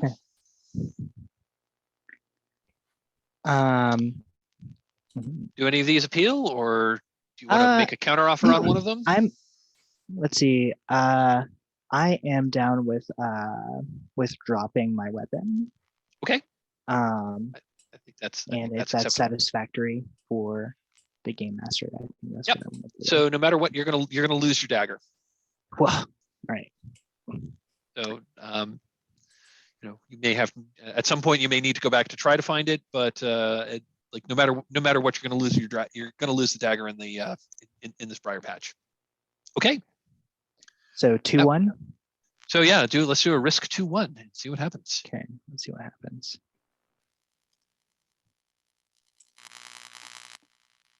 Wham. 5 light. So that is a success with a complication. I think the complication is going to be I think the complication here is it's going to be a success. You're going to you're going to lure this hog out into the main path where the rest of the group can attempt to capture it. But like you have lost your dagger. That's firmly established. I'm going to say that once you are out in the open, this thing's this thing's basically right on top of you. Mhm. So I think that's going to be the complication, is that this thing's going to basically be on top of you and is going to try to it's going to try to take a really big bite out of you. Mhm. And so that's I think that's fictionally how this is going to play out. If you accept this role, you do have the option of adding another dark die and re-rolling and trying to get a 6. Well, I think this is fine. So fictionally, this looks like I lock eyes with the hog, it locks eyes with me, chasing me. I maybe jump over a log. I make it back to the group and use my weapon. Hey everyone, I found the hog, and then it Love is it. on top of me. So I hate to do this now. I need to take a quick bio break. Looking at the time, why don't we take a 5-minute? Why don't we take our final 5-minute break here, if that's okay? Mhm. Okay, let's come back at I got 2 minutes after. Let's come back at 7 minutes after the hour. Okay. And we're back. So before I resumed the recording, we started to talk about hunt tokens and the fact that we haven't even gotten to the first set yet. So hunt tokens. You can pool 3 hunt tokens together to solve a set. So if we would like, so I think all We do have pooled, 3. I think Yeah. all pooled together. If you want to pool all 3 hunt tokens together, we can solve the set, and we'll basically resolve this current situation just purely narratively. So there's like no danger to you, no further danger to you. At the same time, you're not, at the same time, you're like potentially giving up 3 gold, because you can always trade in hunt tokens for gold to find treasure. But if you want to solve the set now, and we can resolve this narratively and move on to the next set. If you want to spend your 3 tokens now, we can totally do that. It is entirely up to you as players. I'm down to Or we spend can continue tokens. playing out the trying to capture the hogs. We can. That's the thing with solving a set. You can solve it through play, or you can solve it by trading in hunt tokens, and we just kind of like move things forward narratively. Up to you. What do you folks find most interesting? I do want to see more of at least get to the second set at least with this, even because we just have an hour left. So That's kind of what I was inclined. I mean, this was the I mean, I'm almost feeling like this is. I'm almost feeling like the scene is almost like, well, the bartender sends you to go kill rats in the basement. So yeah, if you want to trade in the 3 tokens, Yeah. So that was 2 from Gavin and 1 from Teodan. If you want to reset your tokens to 0, we will solve the set, and I'll move And things. surely when the hog rushed into the clearing, it of course stumbled into the snare that we had set. Yeah. I was just gonna say, like while Gavin, I was actually going to suggest exactly that. While Gavin was, the plan, in flashback, the plan was to set a snare for the hog. So when Gavin like runs out, hog hot on his tail, yeah, you're able to you're able to snag this hog, and it's a pretty big boar, and I'm going to say that between possibly using your rituals and or just some more straight up hunting, you're able to capture 2 of these hogs. You bring it back up to the mound, and Marble Eye nods. Says, okay, well.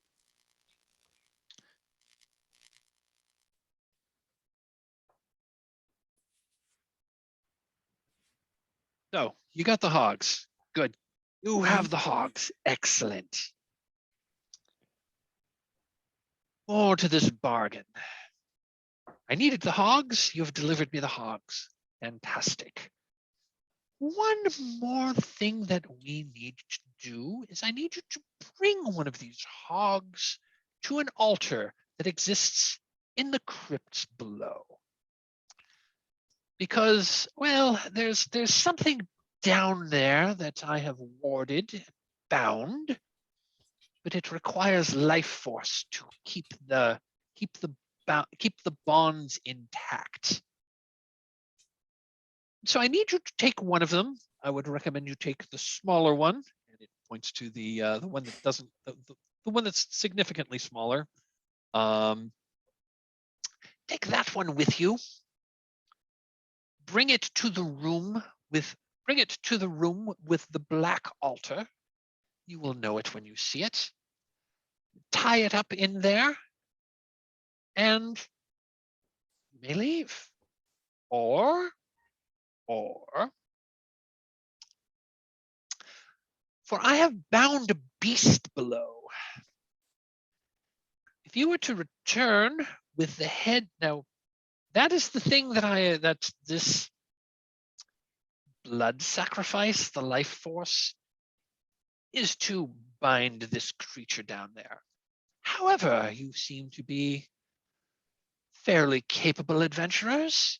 If you were to say, bring back the head of the beast, I will cure your poison. Well, I will cure your poison regardless by simply bringing the hog down there to let its life force feed the wards for another month. But if you bring back the head of the beast, I will cure that. I will remove any other curses that any of you might be under, and I will additionally pay you 4 gold.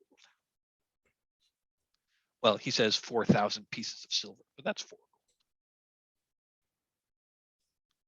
There you. All right. Terms seem reasonable.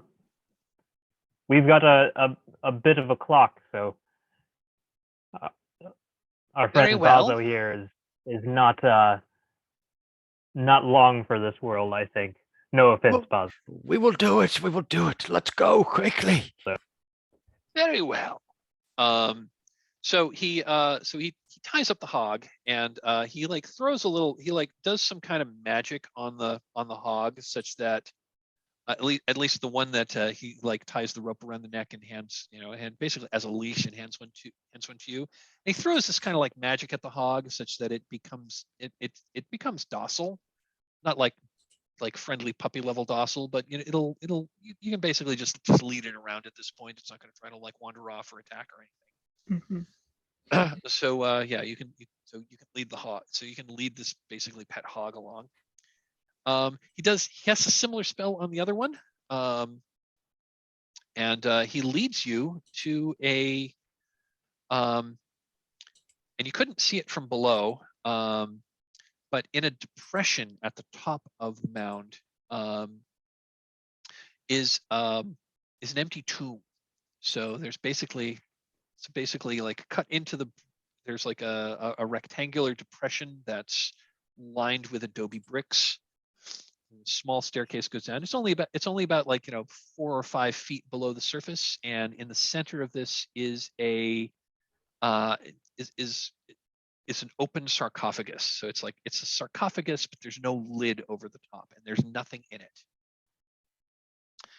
And before I go on, I just want to check our lines and veils. Do we have harm to animals listed? We don't have harm to animals listed. Okay, good. So he leads you there, and he asks you to basically stand in a semicircle around the around this open sarcophagus. And he takes an obsidian curved ritual dagger, and he kills the hog and collects some of its blood into like an alabaster bowl that's like carved with like ancient, it looks ancient, and it's got like ancient carvings on it. But he collects some of the blood in this bowl. He then holds the bowl over this empty tomb, raises his other arm, and says a few mystic words as he pours the blood into the tomb. And you hear there's a slight rumble in the ground, and you hear a scraping sound of stone on stone as the bottom of the tomb slides to one side, revealing a chasm, like a shaft that leads down.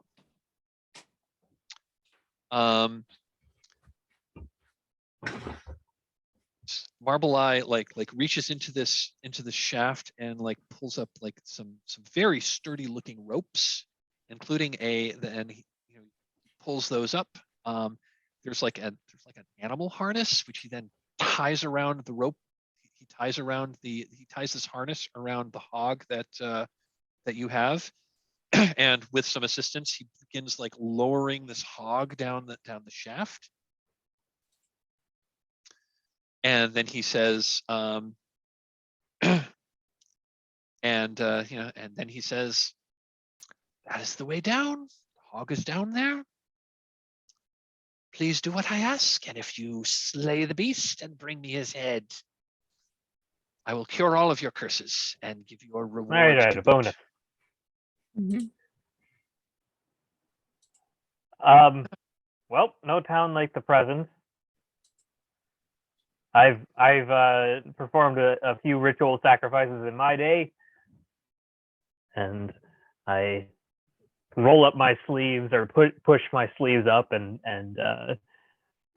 grab hold of a rope and begin to descend. Okay, and he's got a rope. Yeah, he like lashes the rope once he's lowered this hog, and I think you're guessing he must be using some kind of magic, because this guy does not look strong enough to be like lifting up and moving a hog around. But there you have it. He then lashes the rope to a sturdy iron ring, and you descend down. We are in the second set. The set name is the Outer Crypts, and the set goal is to find a passage into the inner crypts. So these crypts are dug from earth and carved from the bedrock. The ceilings are supported by ancient logs. So as you descend this shaft into darkness, you just feel the profound silence of an ancient tomb. You make it to the bottom. It is dark down here. It is like completely dark. There's a little bit of light that's coming down from the shaft, but this shaft is this shaft is like 30 feet deep. Straight down. It's made of the walls are lined with brick. You get to the bottom of the shaft, and there is a there's kind of like an arched there's like an arched doorway into some kind of a room, but it is completely dark in there. I assume you'll need something for a light source. Baso, my friend, give us the light. I know you've got something in your pack there. Yes, take these torches. I've got a few, and I sort of crack them open and pass them around. I think I've got 6, so Okay. I will pass them around. Okay, you light some torches. So you step through this doorway. So yeah, the shaft ends. I mean, you get a sense it's almost like a chimney, but it's not really a chimney. And what would be the fireplace is it's like a 6 foot high, arched narrow doorway that you can easily step through. With the torches, you now see that you're in a room. It's a fairly large room. It's maybe about 30 feet long and maybe about 15 or 20 feet wide. 8 dry, cracked tree trunks support the ceiling. The walls of this room are covered with ancient murals painted of ochre, cupric green, charcoal, and red earth. Paintings depict images of horsemen, chariots, and hoplites hunting wild beasts, feasting, and bringing war to their enemies. Leaned on the walls are time-decayed ancient bronze weapons. In one corner of the room lies a pile of rotted clothes and bronze armor. In the center of the room is a ceremonial table, also of wood. Carved dishes of wood are set around the table, set for 6. 3 sealed clay amphorae are in the center of the table. There is a passage leading to the south, and another narrower passage which leads to the west. Is it narrow, too narrow for a person to walk through? No, narrow meaning you can certainly go through it, but you're going to have to go single file. It's maybe narrow meaning it's probably like maybe 5 feet wide. I'm going to take a look at these murals. I've seen a few depictions of murals from various cultures in Cyrus's library. I'm curious if I can tell who these people were and what they were perhaps guarding down in this tomb, or what this beast is guarding for them. Fantastic. Okay, that's going to be a hunt roll.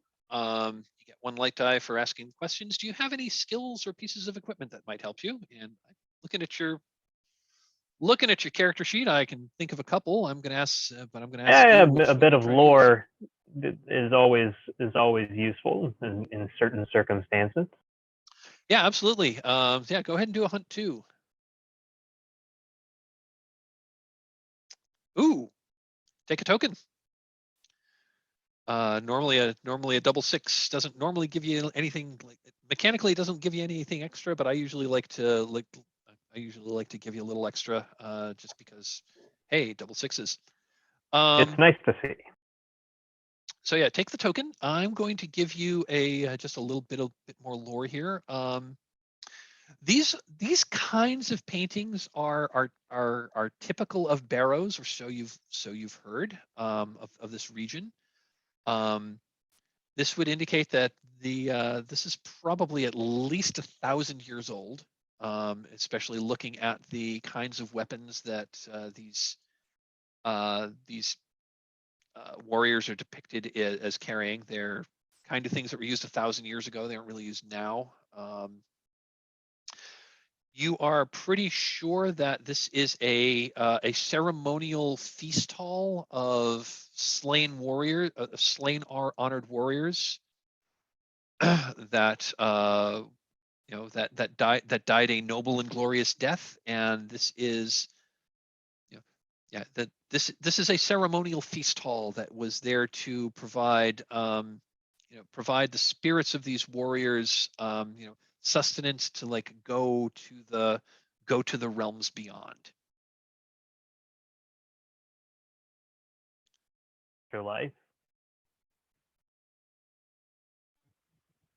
Fed and armed, they will surely overcome their eternal enemies.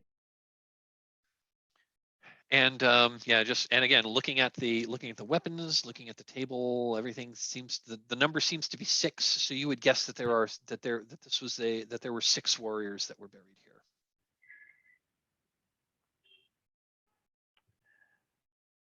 Is there? I wonder if we can these warriors. I wonder if we can bring forth their spirits. At the very least, see if their spirits are still here, still residing in this place. If they have some involvement with this beast, that would certainly be something to find out.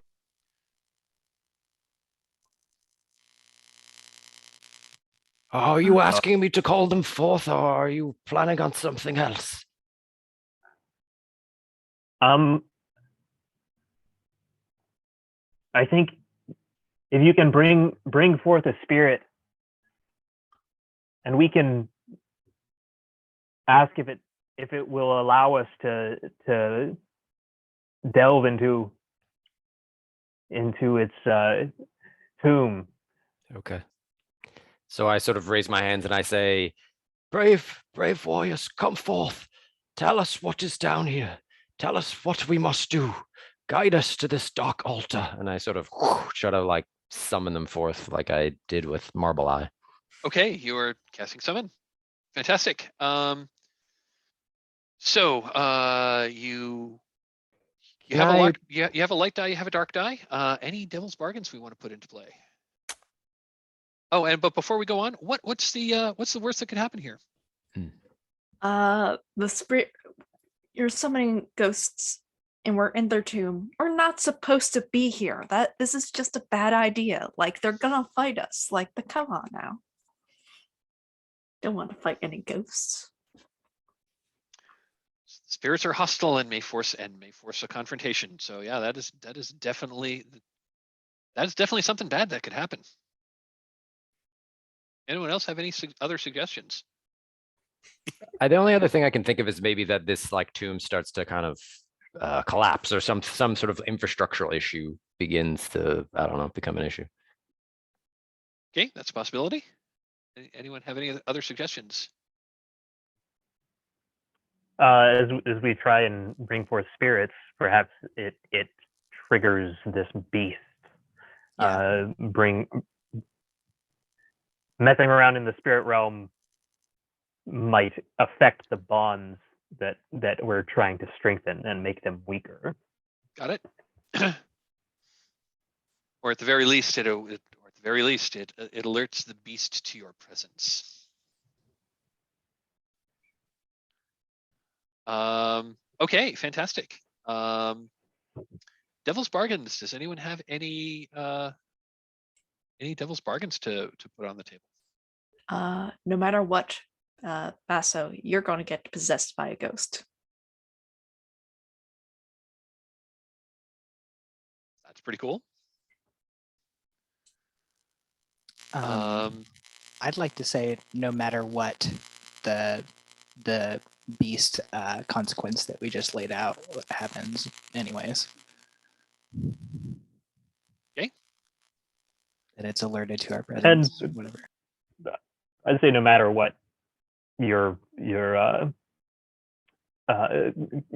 crystal poisoning progresses, or you roll for that, or whatever it is.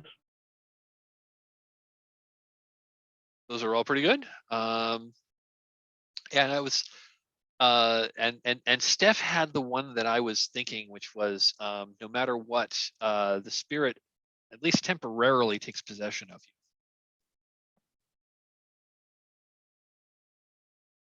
I mean, I like all of them. Is there an all of them choice? No. I would say, I guess the one I like only because I feel like we'll get closer to the end game a little bit quicker is summoning the beast. We kind of precipitate things a little quicker. But I don't know. I guess maybe that's my perceived vision it. of the end game.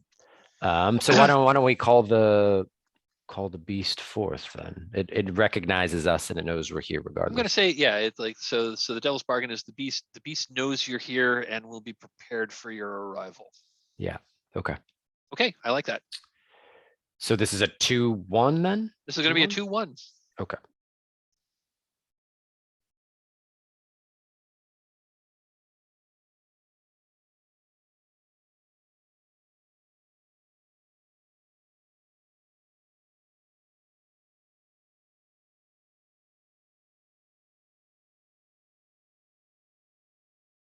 Sorry, hunt roll or risk roll? Does it matter? This is a risk roll. roll. It's gonna be a Risk risk roll. 2-1. Okay, okay, Risk sorry. 2-1. Just want to make sure I do that right. Risk. Okay. Okay, this goes off perfectly. Go ahead and tell us what this ritual looks like, and So just as I sort of look around and I call forth these warriors, one of them sort of appears in this sort of phantasmic form in the chair on this table, as with this sort of like feast set in front of him as if he's sort of present, and he kind of comes to life. But at the same time, we hear this kind of whatever the sound of the beast is, I imagine, in the distance, kind of coming to life. We'll get to that. So yeah, so the spirit manifests. The spirit manifests. It's sitting at the table, and you also see like there's like ghostly food that is set at the table, but it's just the one spirit who has his hands on the table, and then he looks up and looks around, and he looks at you, Baso, and says, "Who has summoned me forth, and for what purpose?" I have the great Magus Baso. We seek a black altar. We ought to bring some feral beasts there to sacrifice them. Wow, what are we doing? What is this place? What resides here? This tomb was built to honor myself and my 5 companions in the great wars of the Kaldor Empire, when we first came to this place. We died in glorious battle.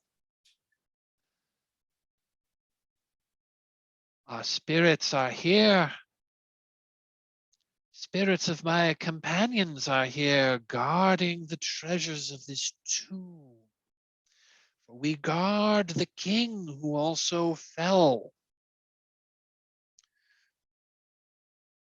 My spirit has been freed from my spirit has been freed from the bounds of the guardians of this tomb. Yet 3 of my companions are yet bound. You would be wary of them. The beast, yes. The beast. He is of your time, not mine. A wizard brought him down. He was hunting a wizard. This beast was. He is in the inner sanctum. The wizard he sought lured him down here and trapped him using the same ancient wards that have bound our spirits and servants of the king. Be wary of him, but we wish him out of here. He is not of this place. You should if you break the bonds, you will free the beast, and you will also free our spirits, so that we may ultimately go on, for we are bound here as well.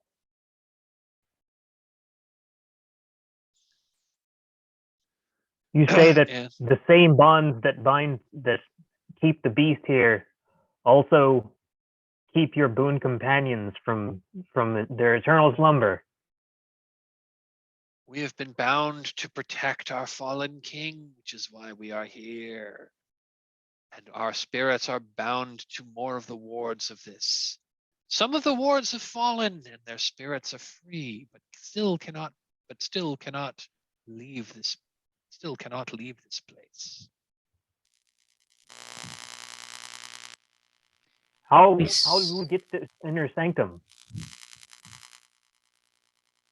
He raises a ghostly finger and points at the narrow passage to the west.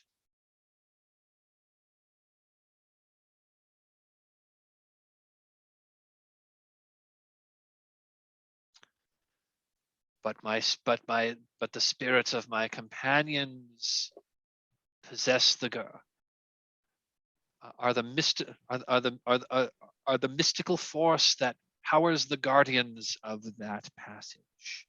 Be wary, be wary, be wary. And he repeats "be wary" as that. He repeats that phrase, and it gets quieter and quieter as the image of the spirit fades away.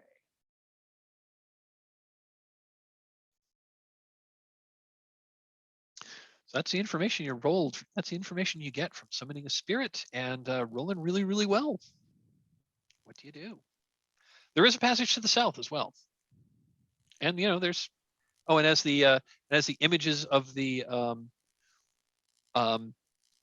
as those ghostly images of what was on the table, like the food, like you also noticed that there were ghostly images around those 3 amphorae that were still on the table.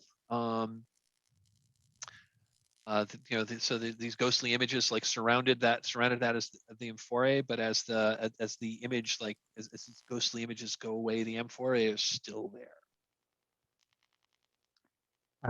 I'd like to look inside of an amphora. Okay. I think that's going to be a hunt roll. Okay. You're asking questions about the world. That's fine. Tell me a little more about what you're doing. Let's see. So, I can't imagine my character being very sophisticated about this at all, actually.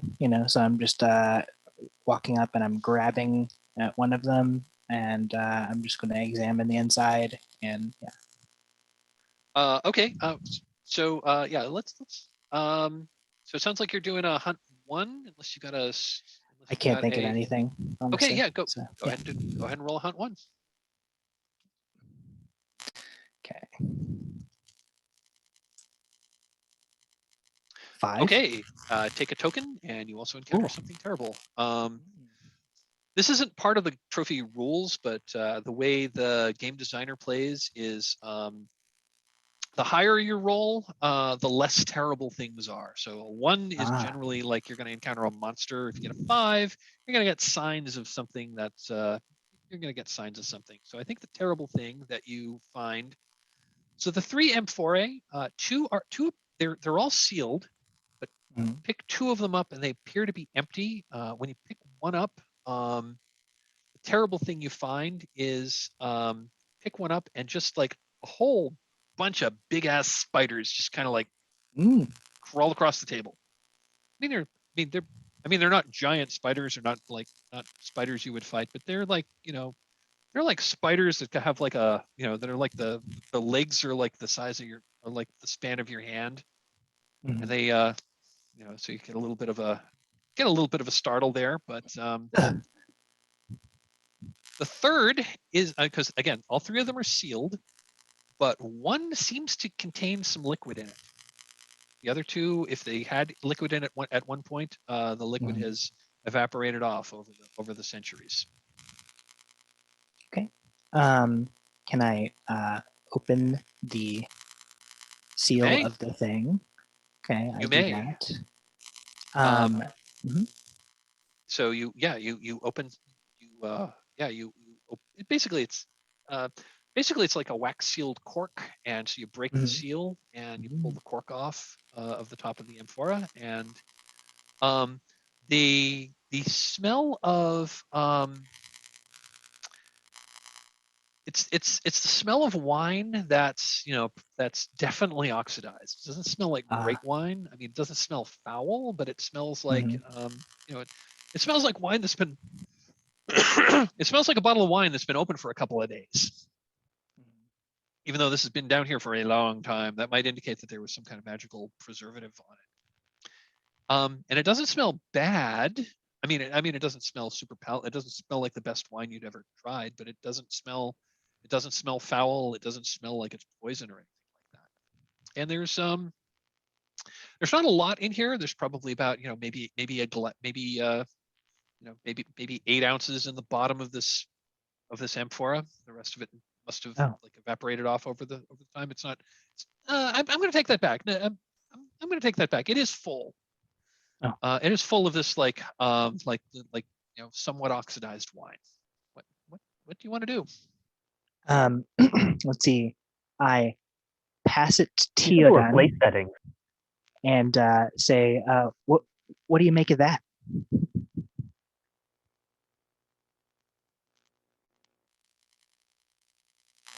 Or whoever is standing here. Yeah. I'm the less lore inclined party member, so yeah. So someone else going to do some examination? If so, who? You said that there were place settings on the table. Yeah, there's 6 plates, and there's 6 simple wooden plates and 6 simple pewter goblets. I'm gonna take a look at this because as mentioned in chats, spirits do have another meaning. So what are you doing? What are you doing with this?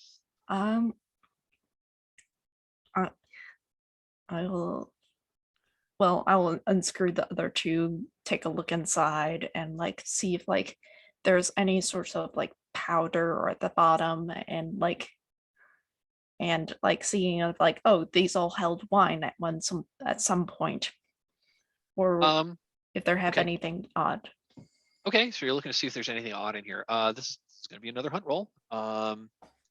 So do any of your do you have any skills or equipment that will help you in your examination here? It's a bit of a stretch, but I do have the spirits skill, and we're dealing with wine. You know, I kind of like the semantics of that. So yeah, go ahead and do a hunt too.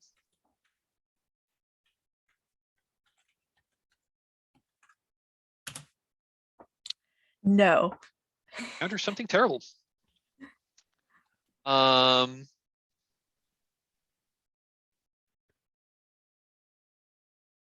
Let me take a look at the additional traps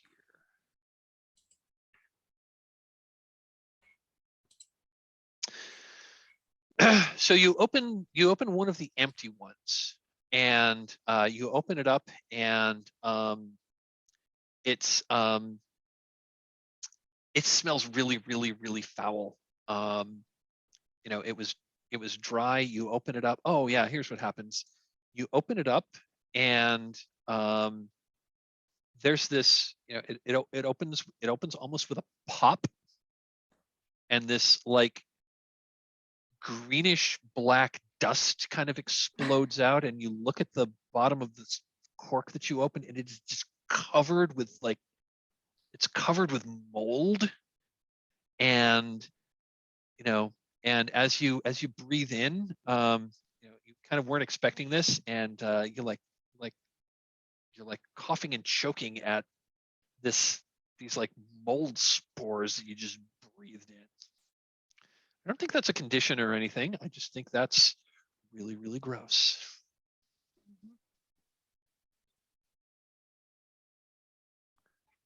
But you don't lose any accrued hunt tokens. But yeah, that's that was in one of the. I'm going to say that you opened both of the closed amphora. One you opened, and yeah, it's just had, you know, it just had like wine residue, like at the bottom, as if it as if the water just evaporated, the water and the alcohol just evaporated off over the years, and what was left was whatever the salts and whatnot were like in the bottom. The third amphora was full of mold, and but that first one is full of that somewhat oxidized wine. The spirit, Baso, the spirit that you called forth, he said that 3 of his companions still were bound to these guardians that would keep us from the tomb. Do you That think is that what he we could, said. do you think that we could appease the guardians in some way? I think it's a potential. Yeah, we could take the wine. Indeed, offer it as a gift, perhaps. It seems logical, indeed. But it could also just easily enrage them as well, in which that this wine may have been spoiled or poisoned or any sorts of horrible, horrible things. Well, things have been going bad for us. How much worse can it get? I mean, we could die. I am I nearly mean, dead. If we don't move forward, I will die. I'm just gonna give this to you just as a little piece of information. It looks like if you poured out, it looks like you have exactly enough wine in this amphora to pour a full goblet of each of these 6 place settings. Looks like that would dole out perfectly. It seems clear what we must do. Someone quickly pour the wine in the goblets. Well, I'd rather be doing something than just standing here and dying. And I'll pour Okay. out the wine. Okay, you do that. You've got 6 goblets of wine. Anyone? Hey, this is an OSR module. This is a trophy conversion of an OSR module. Anyone want to? Does anyone dare to drink the wine? You would think Teodan, with visions of doom, would drink random wine he found in a tomb. Well, there is that. Does the darkened spirit of Marble Eye tell me anything that haunts me as I? Oh, the darkened spirit of Marble Eye. That's Is right. I forgot he was there. Yes. Yeah. Thank you for reminding me that. So yeah, this. So I think you're the only one. You're the only one who can see him. You're looking at the table. The darkened spirit of Marble Eye is sitting at the table, and he's looking at you malevolently, and he reaches for one of the goblets, and he picks it up, and there's like a ghostly image of the goblet in his hand, although the real one is still there. And he raises it up to you.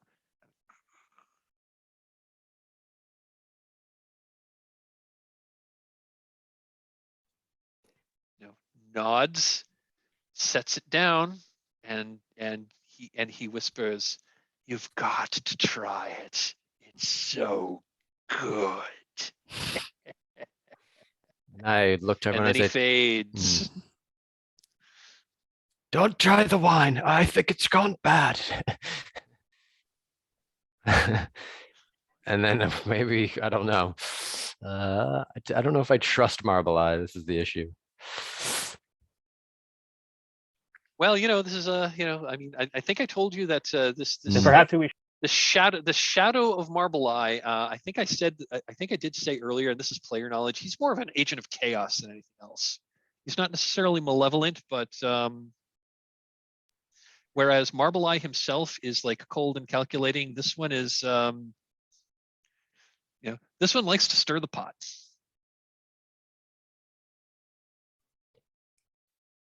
the shadow, then perhaps we should trust the ancient warriors who knew their own rituals. And I'm going to bring forth one of my candles made from a black wax. Light it from the torch and attempt to channel one of the ancient warriors let them inhabit my body and act out the ritual of this feast. I love it. Fantastic. So you do have you also have the ritual skill. It's casting a ritual, so that's a dark die. What's the worst that could happen here?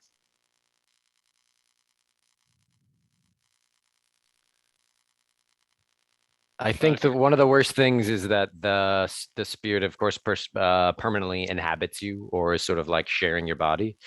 It doesn't want to leave. Yeah, doesn't want to leave. I like that. I don't think it's actually anything wrong with the ritual itself, but the spirit will encourage you to drink the wine, and when you drink the wine, it's poisoned. Like Teodan, for once, is right. Or just, whatever is suggested, you believe and is a bad idea. I don't know. Yeah, I kind of like that. No, like what's, it's going to compel you to drink the wine. You know what? Okay, so we have some ideas. Are you interested in a devil's bargain? And I'm actually going to turn that into a devil's bargain. No matter what, Yeah, I'd like to hear it. The spirit that inhabits you, no matter what, the spirit that inhabits you will compel you to drink one of the glasses of wine. Whether or not it is actually part of the ritual. Yep. So no matter what, I'll take it. I'm going to say even better. No matter what, something is going to compel you to drink the wine. Yeah.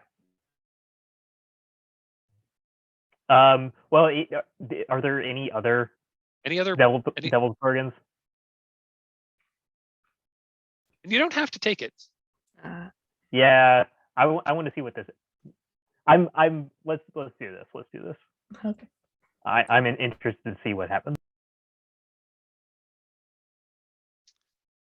Okay, you're taking that devil's bargain? Okay. So, yeah, let's go ahead and have the dice hit the table. Let's do a risk 2-1.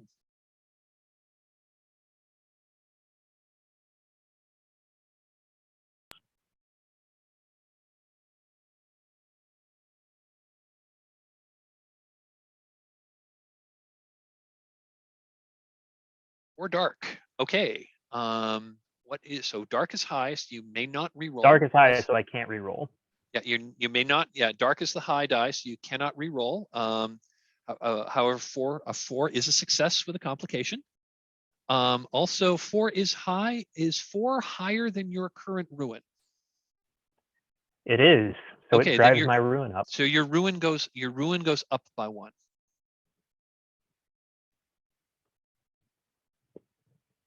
So, surely that wouldn't have anything to do with actually drinking this old ancient wine. So I think so you are able. So you do channel that. I think you're going to channel the same spirit that that Baso manifested. But this time you're drawing him into you, and and you're allowing this spirit to act through your body.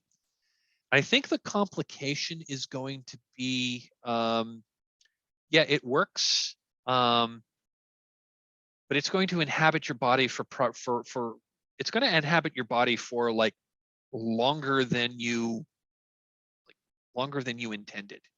I'm going to basically say I'm going to give you control. I mean, I'm going to still let you control what happens, but I'm going to ask you to like play that you are the spirit of an ancient warrior bound to this place, acting through acting through. It has its own interests Mahera's, that don't necessarily align with Mara's. Exactly.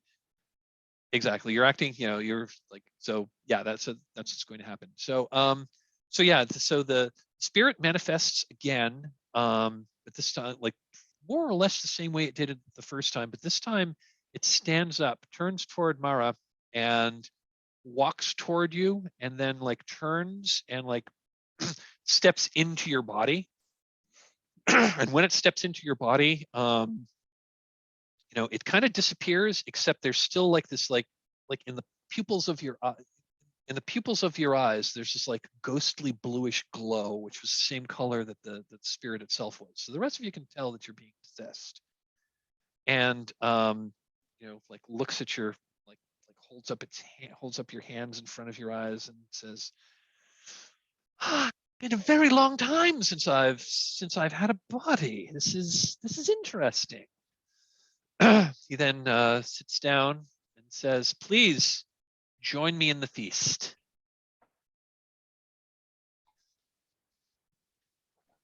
I will sort of shudder over and sit down. Take a seat. You're the dead man on the clock. I'll have a seat too. I'll sit down, but I'm not going to be drinking the wine. I'm just like, keep on looking at it. So he says, so the spirit says, I do not know your language, but and again, this is Mara's voice says, well, I don't actually know your language, but I seem to know your language. Let us conduct, let us conduct the rich. And he named, let us conduct the ritual of the lost warriors. And I'm just going to hand wave. He like says some word, he says some words in an ancient language and encourages you to repeat them. There's some hand gestures, and it ends with like raising a glass, and then you're all supposed to drink in unison. You do not actually have to drink it. However, Mara does. Any of you who actually drink the wine, it tastes, I mean, it's not great. It's not the greatest wine you've ever had. It's not half bad. I mean, it tastes like a bottle of wine it tastes like a decent bottle of wine that you opened a couple of days ago and didn't seal terribly well. So it's a little oxidized. But you've probably had worse. In fact, you've probably paid for worse in like some of the cedar taverns you've been in your life. Mara, you drain the glass. And